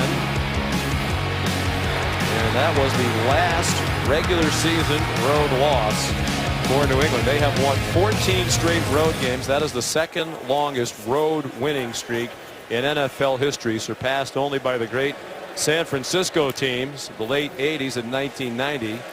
Who won 18 straight road games. I was there with the 49ers when we did that. I remember our owner, Eddie DeBartolo, we had these huge airplanes. Everybody got their own bedrooms on the road and first class. And when you travel with the Patriots, they got their own jet airplanes. They traveled in style too. Just a great organization. They do everything right. And it's a credit to them. We went 14 games in a row on the road. That's saying something. But I think Tom Brady's got to hop in a no-huddle offense, rev up the tempo, and try to get something going here. Pete Morelli and his crew trying to sort something out, taking a long time to explain it to the Dolphins.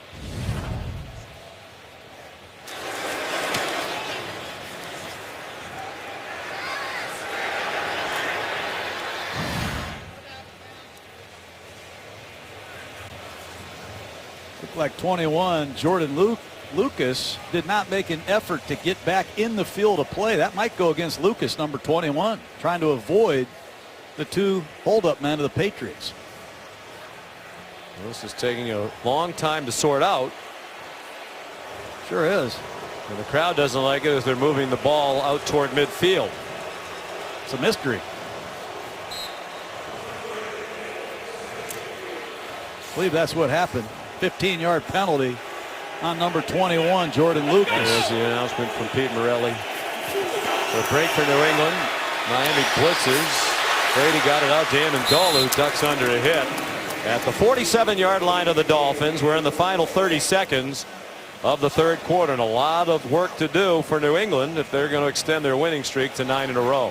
A little bit surprised if they haven't gone with the no-huddle offense. Miami has struggled with up-tempo offenses, and you're looking at the best quarterback, arguably, in history at executing it.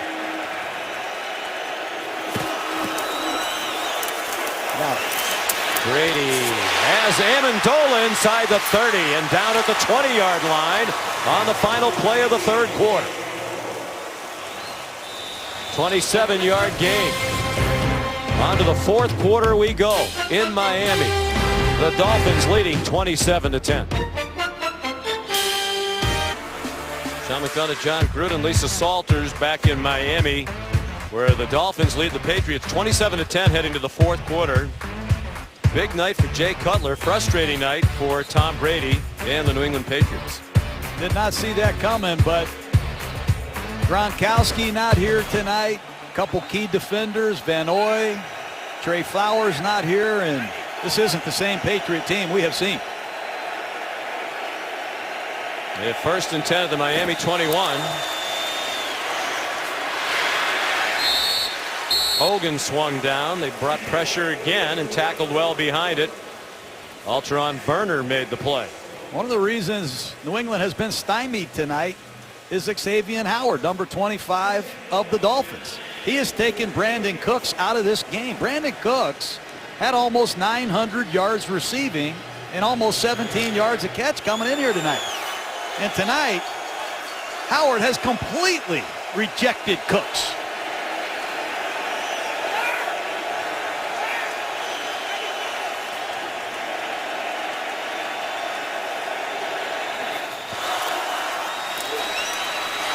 Brady, short throw. Dion Lewis, first down. First and goal, New England at the 7-yard line. Kiko Alonso to tackle.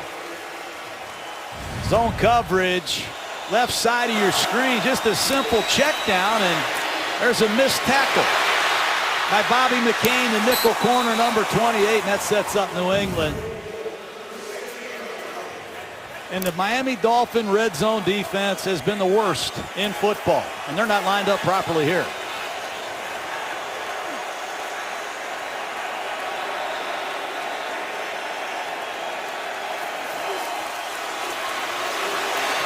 Amendola lunging for the pylon, didn't get there. He's out at the 3-yard line. Favorable spot for Miami. Amendola. Good work by the officials. Missing Gronkowski, you miss that jump ball high point receiver that Brady loves down here in these tight red zone situations. Trips 3 receivers at the bottom of the screen with White as the single back. Brady rolls out. White dives for the end zone. Touchdown, New England. These running backs are unbelievable. And it's the array of different things they can do. That time White just runs a flat route out of his I formation position. They fake an end around and they fool Kiko Alonso at the front pylon. Great catch by White going down and getting it. First touchdown pass of the night for Brady. They had to have it. Then they did it quickly in under 2.5 minutes to go the 53 yards. Steven Gostkowski with the extra point. And it's a 10-point game and a long way to go. 13:05 remaining in the fourth quarter. Monday Night Football from Miami. Tom Brady leads a touchdown drive. And how about Bill Belichick? You know he cannot be pleased with the way his teams play tonight, but after that score, congratulating his players. You know, the Patriot way, Sean, they don't care if they have to take all 60 minutes to get a win. And he knows with Tom Brady and this coaching staff and these players that they have, they're fully capable of getting this done. Gostkowski kicks off. High and coverable.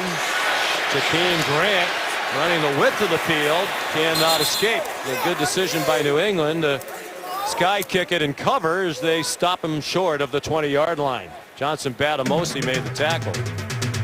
Well, Tom Brady, with 155 yards passing tonight, now has 3,787. He entered the weekend as the leading passer in the league in passing yards. He lost that mark after Ben Roethlisberger had the big night against Baltimore, but now he's the leader again. And if he goes on to lead the league in passing to finish the year, he'll be the oldest player ever to do that at age 40, the oldest quarterback ever to lead the league in passing. Fran Tarkenton at age 38 for the 78 Vikings. That was Fran's final season of his career. This won't be Tom's last. Cutler setting up a screen and a big tackle by Landon Roberts on Kenyon Drake to drop that play for a loss. It's a good thing Roberts was there, or this was a jailbreak. Watch Roberts, number 52. Read the screen. Back to Drake. That's a great job. That play had a real chance. Cutler's going to have to do it with his arm. 4 wide receivers spread across the field. Man-to-man coverage with Chung against Julius Thomas at the top of the screen.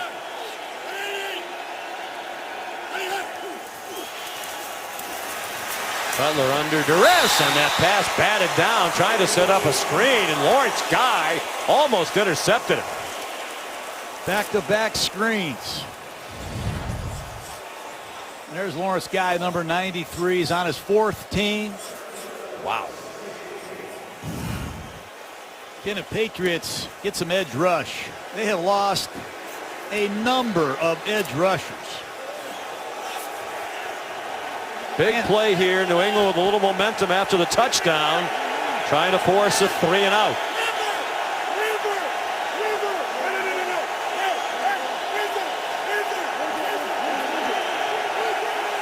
Play clock running out. Apparently they got it off. Or did they? Might have been a timeout called, but they stopped the play. Timeout was granted before the snap. Timeout, Miami. First team timeout. 30-second timeout.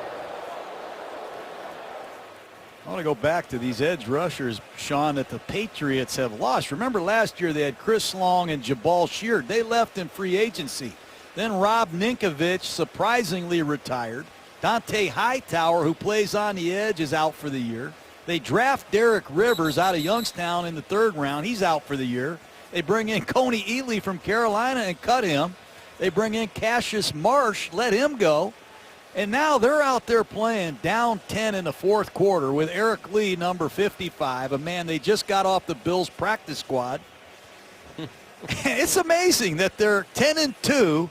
91 at the top of the screen is a rookie from Arkansas, Dietrich.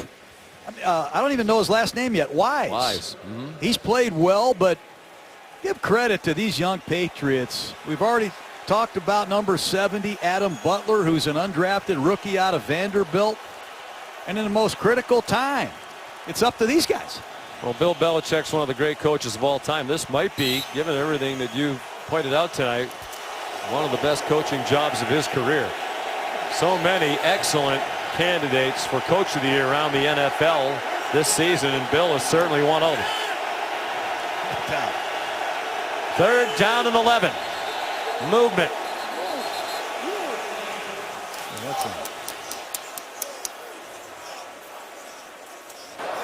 Defense, neutral zone infraction, number 91. 5-yard penalty, still 3rd down. That's wise. Young players, rookies.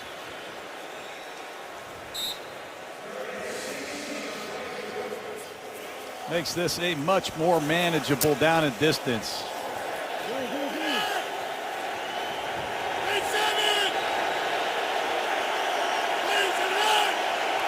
Four out of 10 on 3rd down tonight. Miami. New England still has not converted a 3rd down. 3rd and 6. The play clock again almost all the way down. Cutler on the run. Throws short. Jakeem Grant was open. The throw a little bit behind him and too low. Also looked like Cutler might have been able to run for that 1st down. You're right. He should have run that football. and he knows it. He breaks contain. He ran for a first down in the first half, and that's the first mistake I've seen Jay Cutler make. Lee got caught inside on a stunt. Jake has the speed to easily get this first down. And that just opens the door for a guy named Brady who's relishing in these situations. It's the second 3 and out for Miami tonight. Matt Hawk, the rookie punter. Bernard Reedy. Room on the catch. And room on the sideline. Flags down as he goes out of bounds near midfield. Flags everywhere. There are 2 flags along the near sideline, one back at the 36-yard line and one right near the 50. 53-yard punt. The return was 28 if it stands, but that seems unlikely.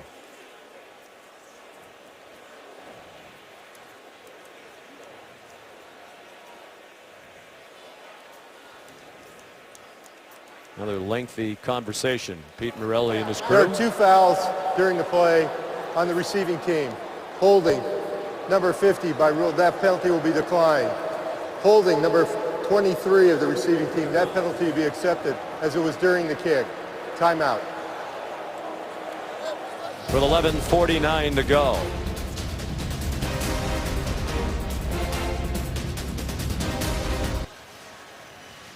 (27-17) Miami has the lead, but New England with a little momentum on its side, struggling all night long. They've led for only 2 minutes 45 seconds in this game.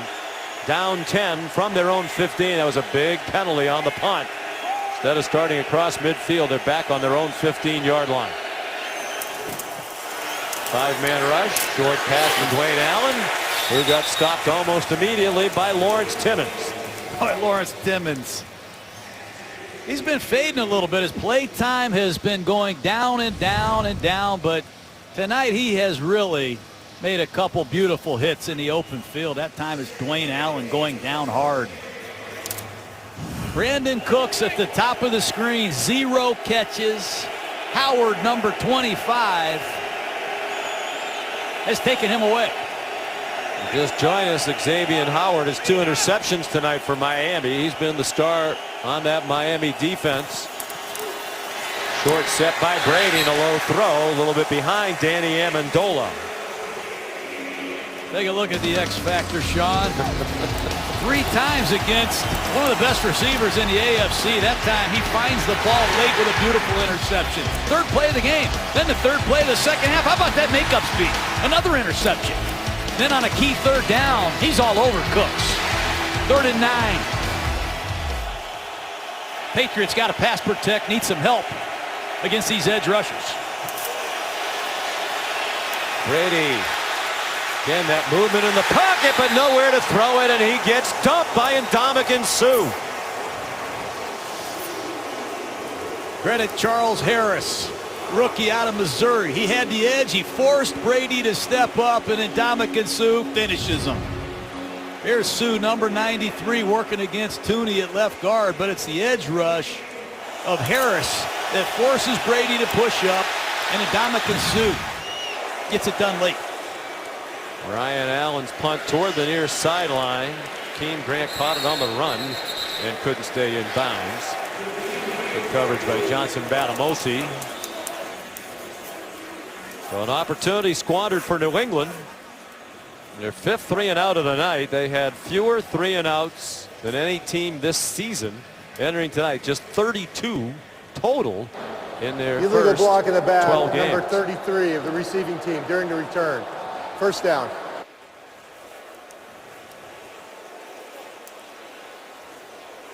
Last time Miami had the ball, Sean, they ran back-to-back screen passes. A bit conservative. Don't forget Kenyon Drake. Drake has run the ball extremely well. I would give him another opportunity. He's been at his best sometimes with no blocking. What a performance he's put down here tonight. Guy's been waiting for a long time. Most carries he had in the game at Alabama was 14. That's right. He had 23 carries last week against Denver, the most he'd had in a game since high school. good. We're good. We're good. We're good. Hey, 23's Mike. 23's Mike. Here we go. 180. 180. And it is Drake on first down. Exploding through the hole and very near another first down. Milk this clock, use every second, every single tick if you're Jay Cutler, and give that man the ball again. Second straight 100-yard rushing game for Kenyon Drake. New England loading the box against these single back sets, and that man has found a way to find action.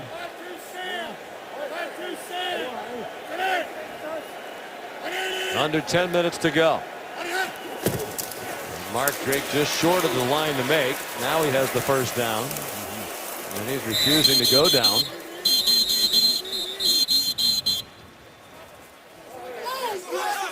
Take a look what he's done tonight. Great run. He beats a Landon Roberts in the hole. He's off and running for a 27-yard gain. Then he runs right by Roberts on a go route to set up a touchdown. And this is a hard-nosed inside run. Battles for yardage. How about this move right here? That reminded me of Barry Sanders right there. That's one of those Barry Sanders highlight runs. Use all the clock. Great work by Miami.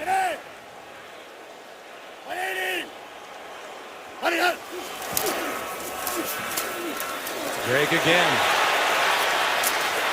Well, the coaches wondered, because he hadn't had much of a workload in college or in the NFL, if he could handle being the featured back with this much wear and tear. I think he's proven that he can. Well, number one is ball security. He had a couple issues. He had a fumble against the Patriots, the Raiders, but he's protected the ball. He's protected the quarterback, and he's avoided the negative runs, and he has burst upon the scene, no doubt. Played behind Lacey and Derrick Henry at Alabama. Third on the depth chart here to start the year behind Ajayi and Williams. A New England blitz. And a deep ball by Cutler, and Grant was open behind Butler and couldn't catch it. Off his fingertips and incomplete. Great blitz pickup by Kenyon Drake, and a beautiful throw by Cutler. That could have been a dagger. Watch the blitz pickup by Kenyon Drake. Wow. That's great. This ball's thrown perfectly. Once again, Grant runs right by Butler, and Cutler laid that ball in there perfectly. Got to make that catch. Game on the line. Yeah, might have been game over had he made it. Third down and 6. Blitz off the corner. Cutler rolls away from it and throws it away. A well-timed blitz called by Matt Patricia. It was Eric Rowe, a backup defensive back, who brought the pressure. They need Rowe back. He played a lot of key snaps last year. He's been hurt for a while. Good to see him back in action. And boy, New England dodged a bullet on back-to-back third down plays. Cutler should have scrambled. I should say on the second down play there in the previous play, Grant's got to pull that ball in. Matt Hawk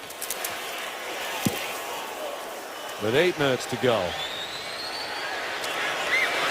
Amendola back for this punt. And he ducks under Mike Hull.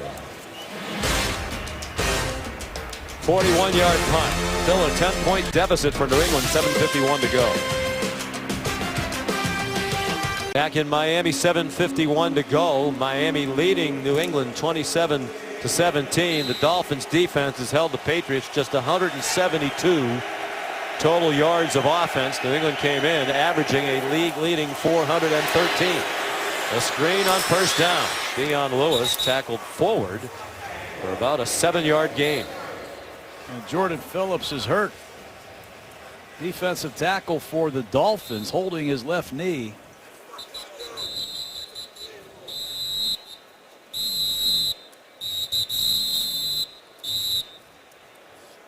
Phillips a big part of this front of the Dolphins, coming off his best performance, I think, against Denver. Take a look at number 97 on this screen pass. Rallying to the ball. Center David Andrews grabbed him, and Phillips is in pain.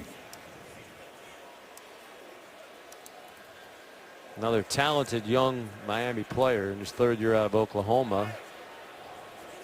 Talking with Adam Gase at practice on Saturday, said he's very optimistic about the future, in part because he loves the talent level of the young players on this roster, particularly the rookies. Chris Greer, Mike Tannenbaum done a great job with their personnel and scouting department of drafting. They sure have. And how about those 2nd-year players, Kenyon Drake and the X-Man Xavier Howard? But Phillips and that inside pass rush ability will be sorely missed if he can't return.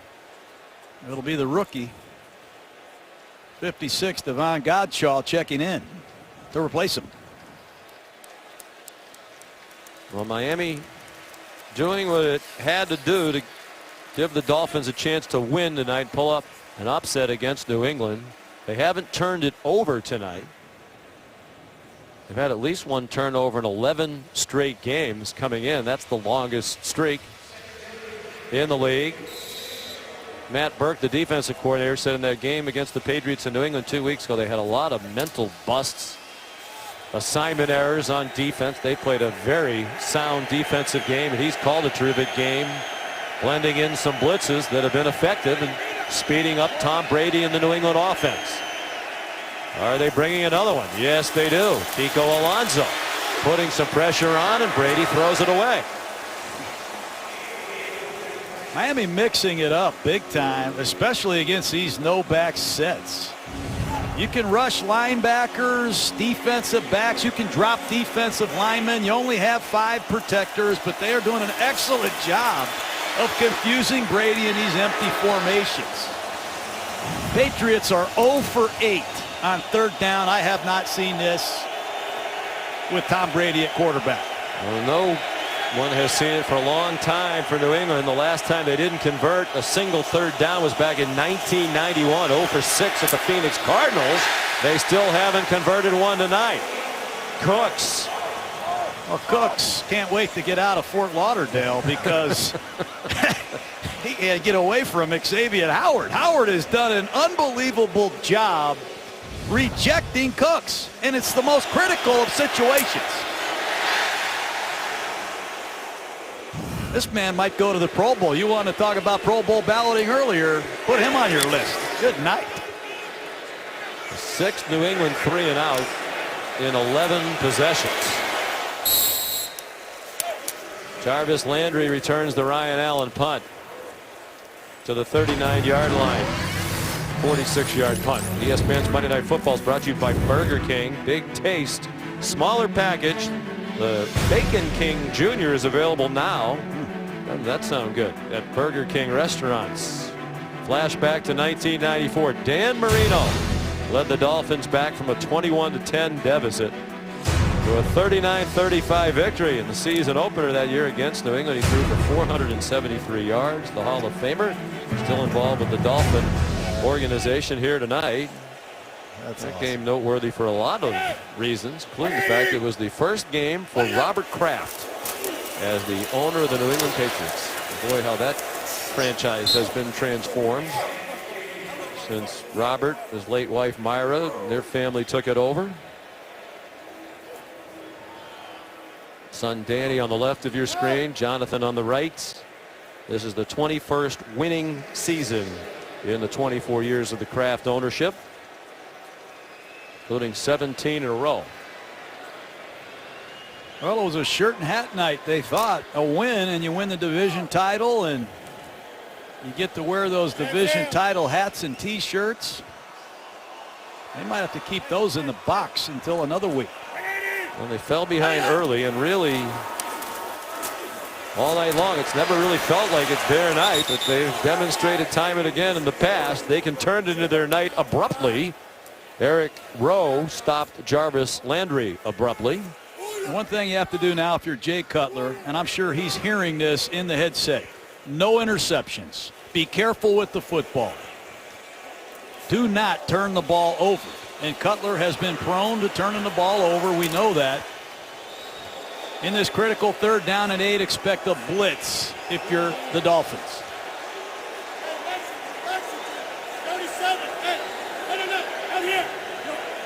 Third down and 8.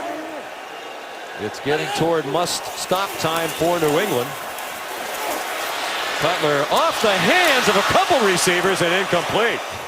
First it hit Devontae Parker, and then it ricocheted over to Kenny Stills. Neither one of them caught it, and Miami will punt with 5.5 to go. Boy, I bet Adam Gase is holding his breath here. Cutler gets out of trouble. He's looking for Parker, and we're playing pinball here. Parker has struggled catching the ball clean, and that's the 2nd time he's dropped a catchable pass. Would probably help him if he tried to use both hands. Danny Amendola back for the punt. 6th of the night for Hawk. He's averaged 47 yards per punt. They've won the field position battle. Whoops. Officials conferring. Jordan Lucas. Did he roll into the end zone? I don't know.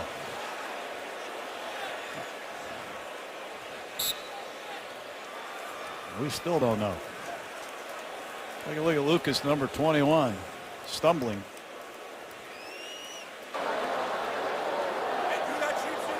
Ruling on the field is an illegal touch. The ball will be placed at the spot of the touch. 1st down, New England.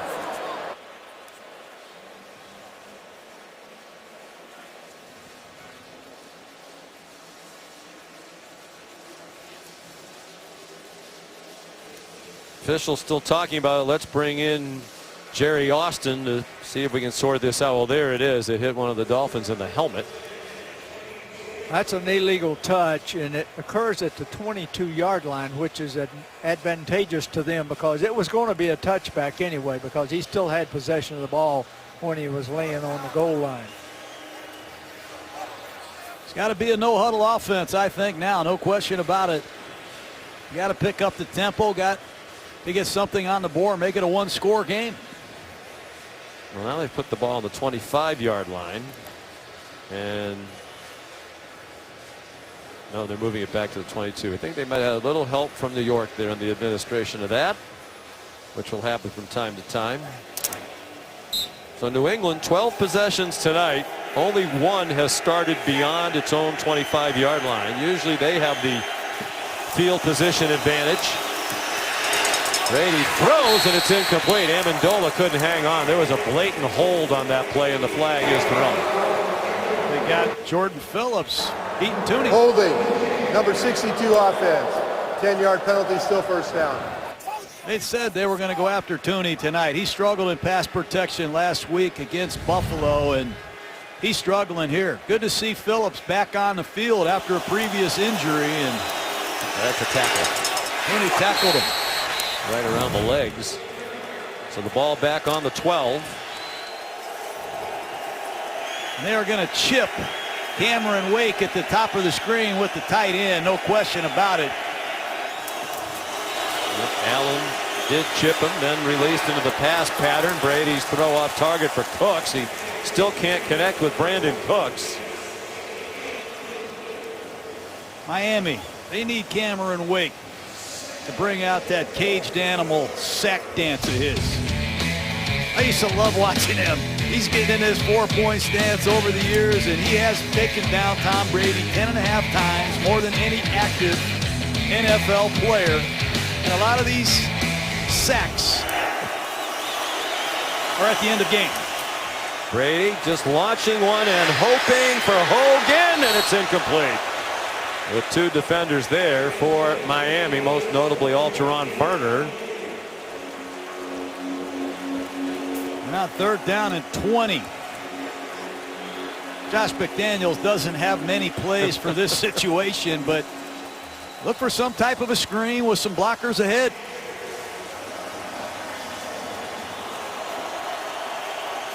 I mentioned it earlier. All the way back to 1991, the last time New England didn't have at least 1 3rd down conversion in a game.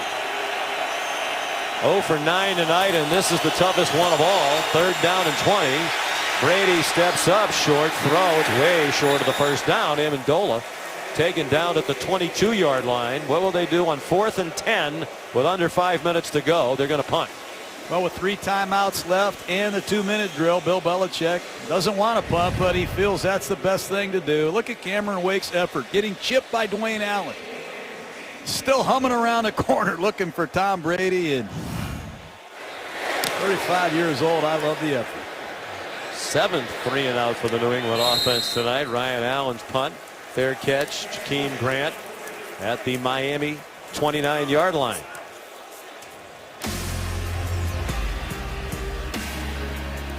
Number of streaks in jeopardy for the Pats tonight. They came in having won 8 in a row, matching Pittsburgh for the longest active streak in the league.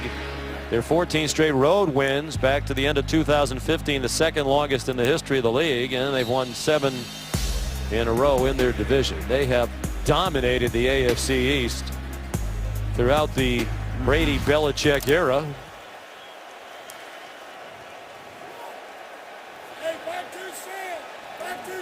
They've won 5 Super Bowls in that time. No other AFC East team has even played in a Super Bowl.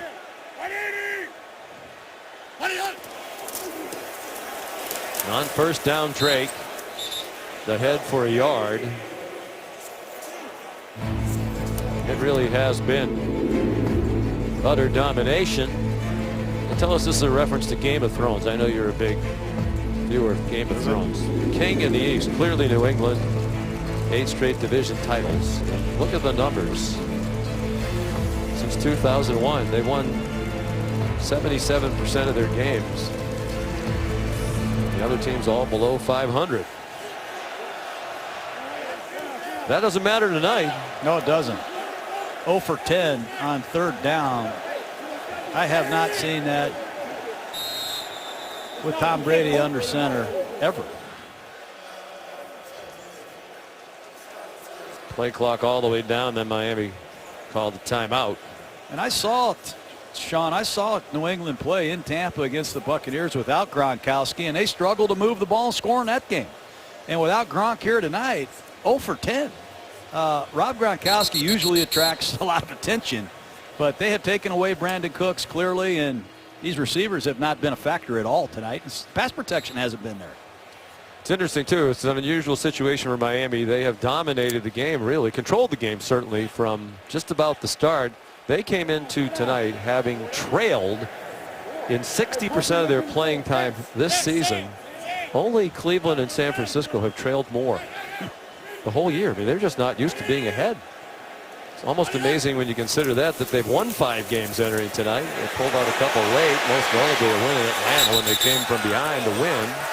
Parker might have a first down. That'll be a huge step toward a victory tonight. They're going to mark it just shy of the 40 and a Miami first down. It's a great job by Cutler. It's a blitz. He goes to his hot receiver, and New England's playing zone coverage behind it. And Parker splits people right after the catch. No wasted motion. Get north and south. Get the first down. And now Bill Belichick going to be forced to use some timeouts. Running out of time. Under 3 minutes to go.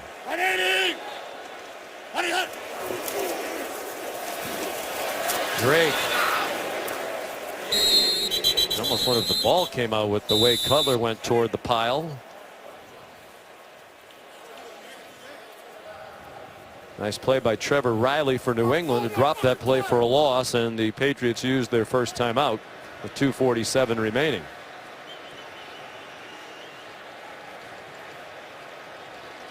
Bill Belichick knows he's been in a tough stretch. They played 5 games really out of 6 now after going on the road next week. That'll be 5 out of 6 games on the road. This is a tough stretch for New England. And with the Pittsburgh Steelers waiting, this is not the kind of performance you want to lay down before you go into Pittsburgh. Nope. Really puts them in a must-win situation, more or less, when they go to Pittsburgh next weekend. Because if this result stands, they'll be a game behind Pittsburgh. They lose that one, they'd be 2 behind, and Pittsburgh would have the head-to-head tiebreaker.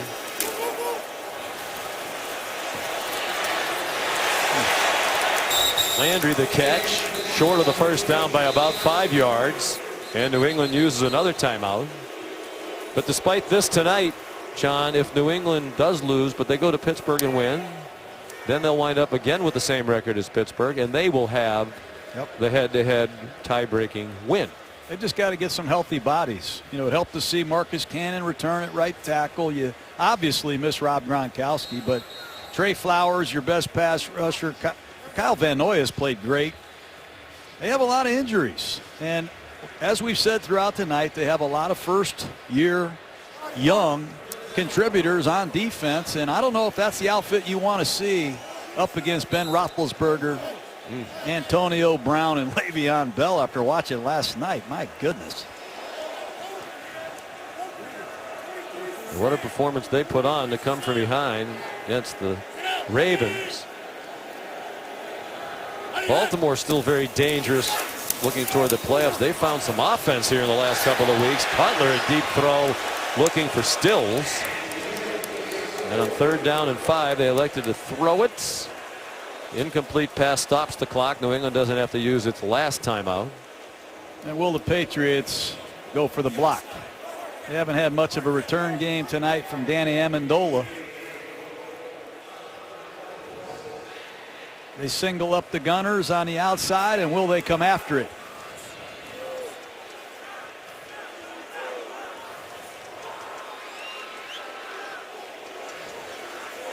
Both of these teams have blocked 3 kicks this season.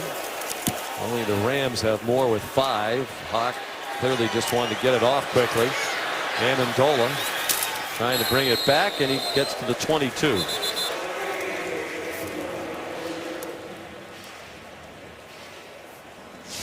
Well, as we look ahead toward Sunday, the Patriots and the Steelers. Recent play decidedly in favor of New England. The championship game, Patriots beat the Steelers. Le'Veon Bell left with a groin injury. Tom Brady threw for 384 and 3 touchdowns. And Lamar Hunt Trophy hoisted again by Robert Kraft. Chris Hogan had 9 catches, 2 of those touchdown receptions. The New England ball running out of time. 2:24 and 1 timeout. Brady fires deep and caught. Finally, the completion to Brandon Cooks, and a long one all the way to the Miami 39-yard line. Great job by Brady in the pocket. Can he get another play off? Zone coverage. Brady bought time to make this happen. Great work. 39-yard play. They couldn't get up there in time to run another play before the 2-minute warning.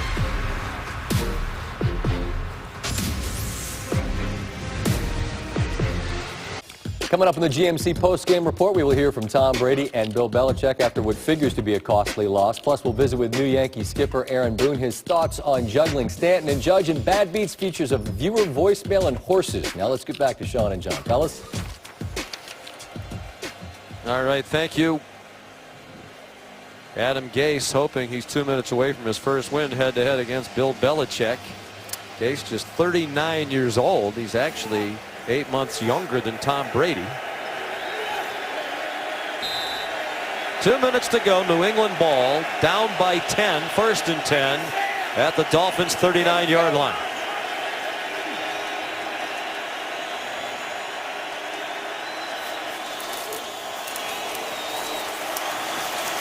Brady, Allen was open. Cameron Wake was in coverage, was down on the ground, and the pass incomplete. There is a flag down in the offensive backfield.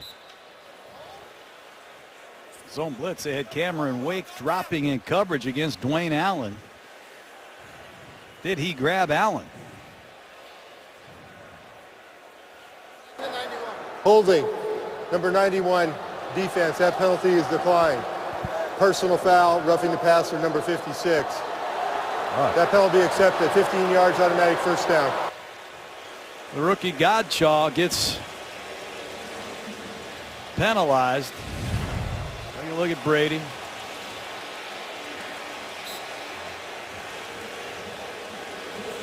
That's a ticky-tack call. That really is. Well, it's a big one. They're on the 24-yard line. Still the timeout left.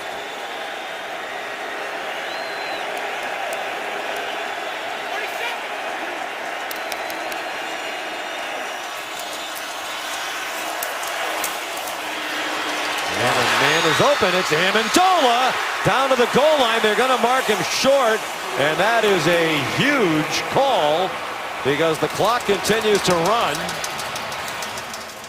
Got to sneak it. Got to hurry. One of the officials goes down, and now the officials are stopping the play. Review the previous play. In the under 2 minutes here, they're going to go to the replay. It does look like in that first angle he is short. Yeah, the ball's just a little bit short, I think. What do you think? I don't know. All I know is the Dolphins have had some terrible breakdowns in zone coverage. You get a bomb on Cooks against a 2-deep zone, and that time no one's near Amendola. And there's penalties, roughing the passer, pass interference. Matt Burke has played man-to-man with pressure all night and really stuffed New England, but their 2-minute defense. Yeah, he did a great job tonight, but their 2-minute defense that time not as good. After reviewing the play, the ruling on the field is confirmed. It is a catch. Well, we knew it was a catch. Thanks for that review. I think the question was it a touchdown or not? And apparently the fact that it was not a touchdown has been confirmed. Got to be a sneak. And now they wind the clock. Dolphins certainly expect a sneak, really crowding the area right around the center. White went in motion. Looked like he might have been moving up the field.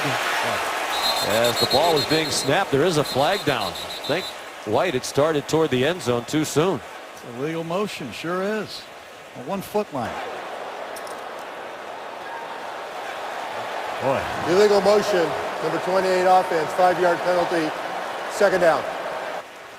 Here's a no-back set at the 1-inch line, and watch 28 White turning up the field before the ball is snapped. Clearly a penalty, and motioning away from the football. Sometimes you see that. Uncharacteristically sloppy of the Patriots. Their 7th penalty of the night. 1:19 to go. Still the timeout in their pocket. Boy, Hogan almost looked like he was going forward before the snap. He goes to the corner of the end zone, and the officials conferring. He caught the ball. Was he in bounds? No.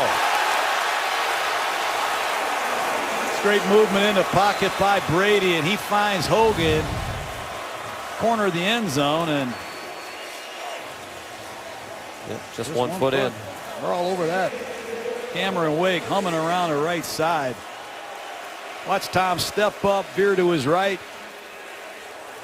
He has been hit a lot and had really no rhythm tonight at all in the passing game against this Dolphin pass rush. This is a team that's hit him over the years, and they've come after him all night long. 4-man rush. He throws low. Intended for Amendola. Another flag down. Soldier. Number 77 offense. Andre Branch humming around the edge.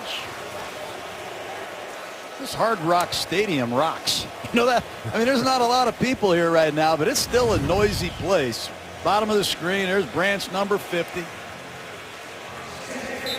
They got Solder. And what was first and goal at the 1-inch line has become second and goal at the 15.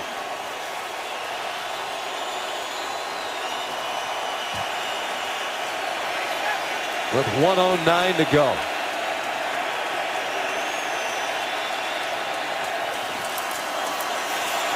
Pressure. Brady in trouble. Got away from Alonso. Got the throw off, or did he? His knee might have been down. I think they're going to say it was an incomplete pass. That was very close to a sack with a knee down. Back beyond the 25-yard line. Timmons on the right side of your screen. Alonso 47, and there's Cameron Wake. Tom Brady's going to be sore tomorrow. Just did get it off.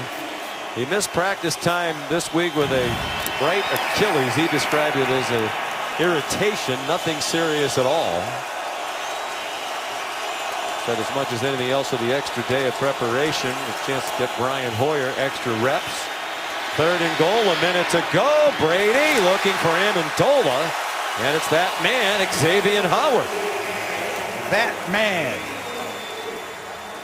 In honor of the late great Howard Cosell. I love how you just said that. It's a zone coverage, and Howard read it all the way. And Patriots 0 for 11 on 3rd down, and they're going to kick a field goal, make it a 1-possession game. This is a great move by Bill Belichick, and then go with the onside kick. Yep. You need the 2 scores. And the likelihood of scoring a touchdown on 4th and goal from the 15 is low. The likelihood of a field goal is high from Gostkowski, and it is good from 33 yards. So 53 seconds to go. They're back within a touchdown of the New England Patriots. And the onside kick upcoming.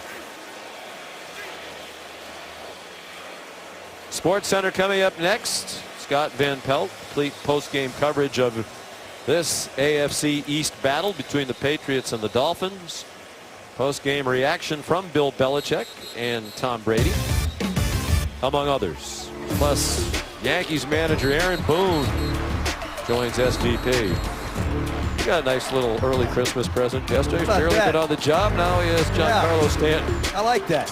Maybe that's some good luck for the Yankees ahead. I mean, they get the manager and they get him Stanton. My goodness.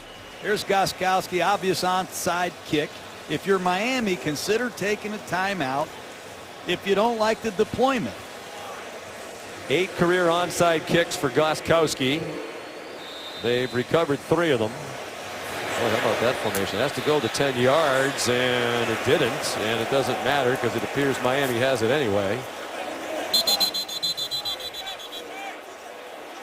I don't know what that kick was there. Well, they don't have to onside kick off because they're not often behind at the end of the game. But Miami has it, and that's going to do it. Just a little middle dribble, and I don't know what Gostkowski's doing. All these New England Patriots, it's the most bizarre onside kick I've seen. Well, they were hoping that it doesn't have to go the 10 yards if Miami comes up and touches it. I think that's what they were hoping for. I think Bill expected it to go the 10. But the only chance that had of working is if Miami didn't field the little roller cleanly.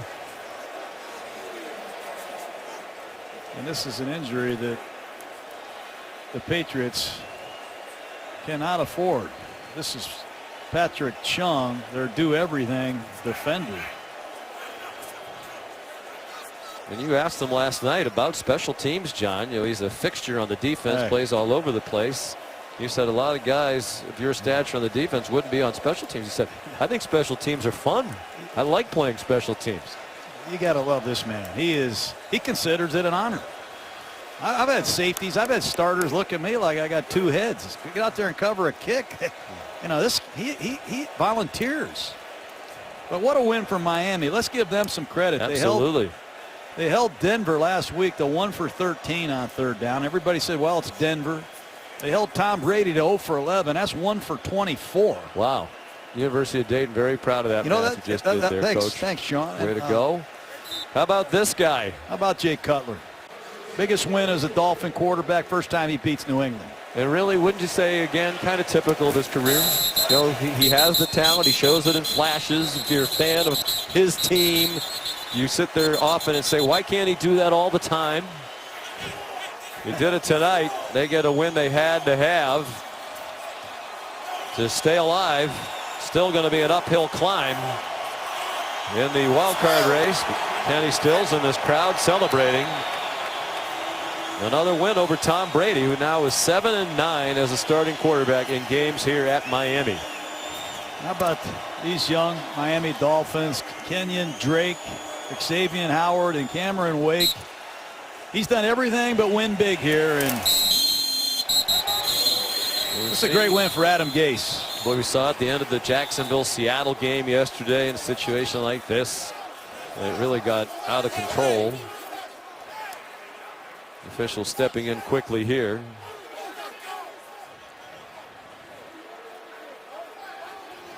And think back to just before we had Miami on Monday night in Carolina a few weeks ago. They made that Ajayi trade.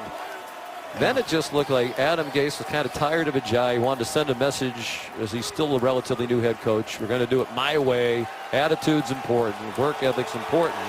And when you see Kenyon Drake play. Yeah, you say great move by Adam Gase. And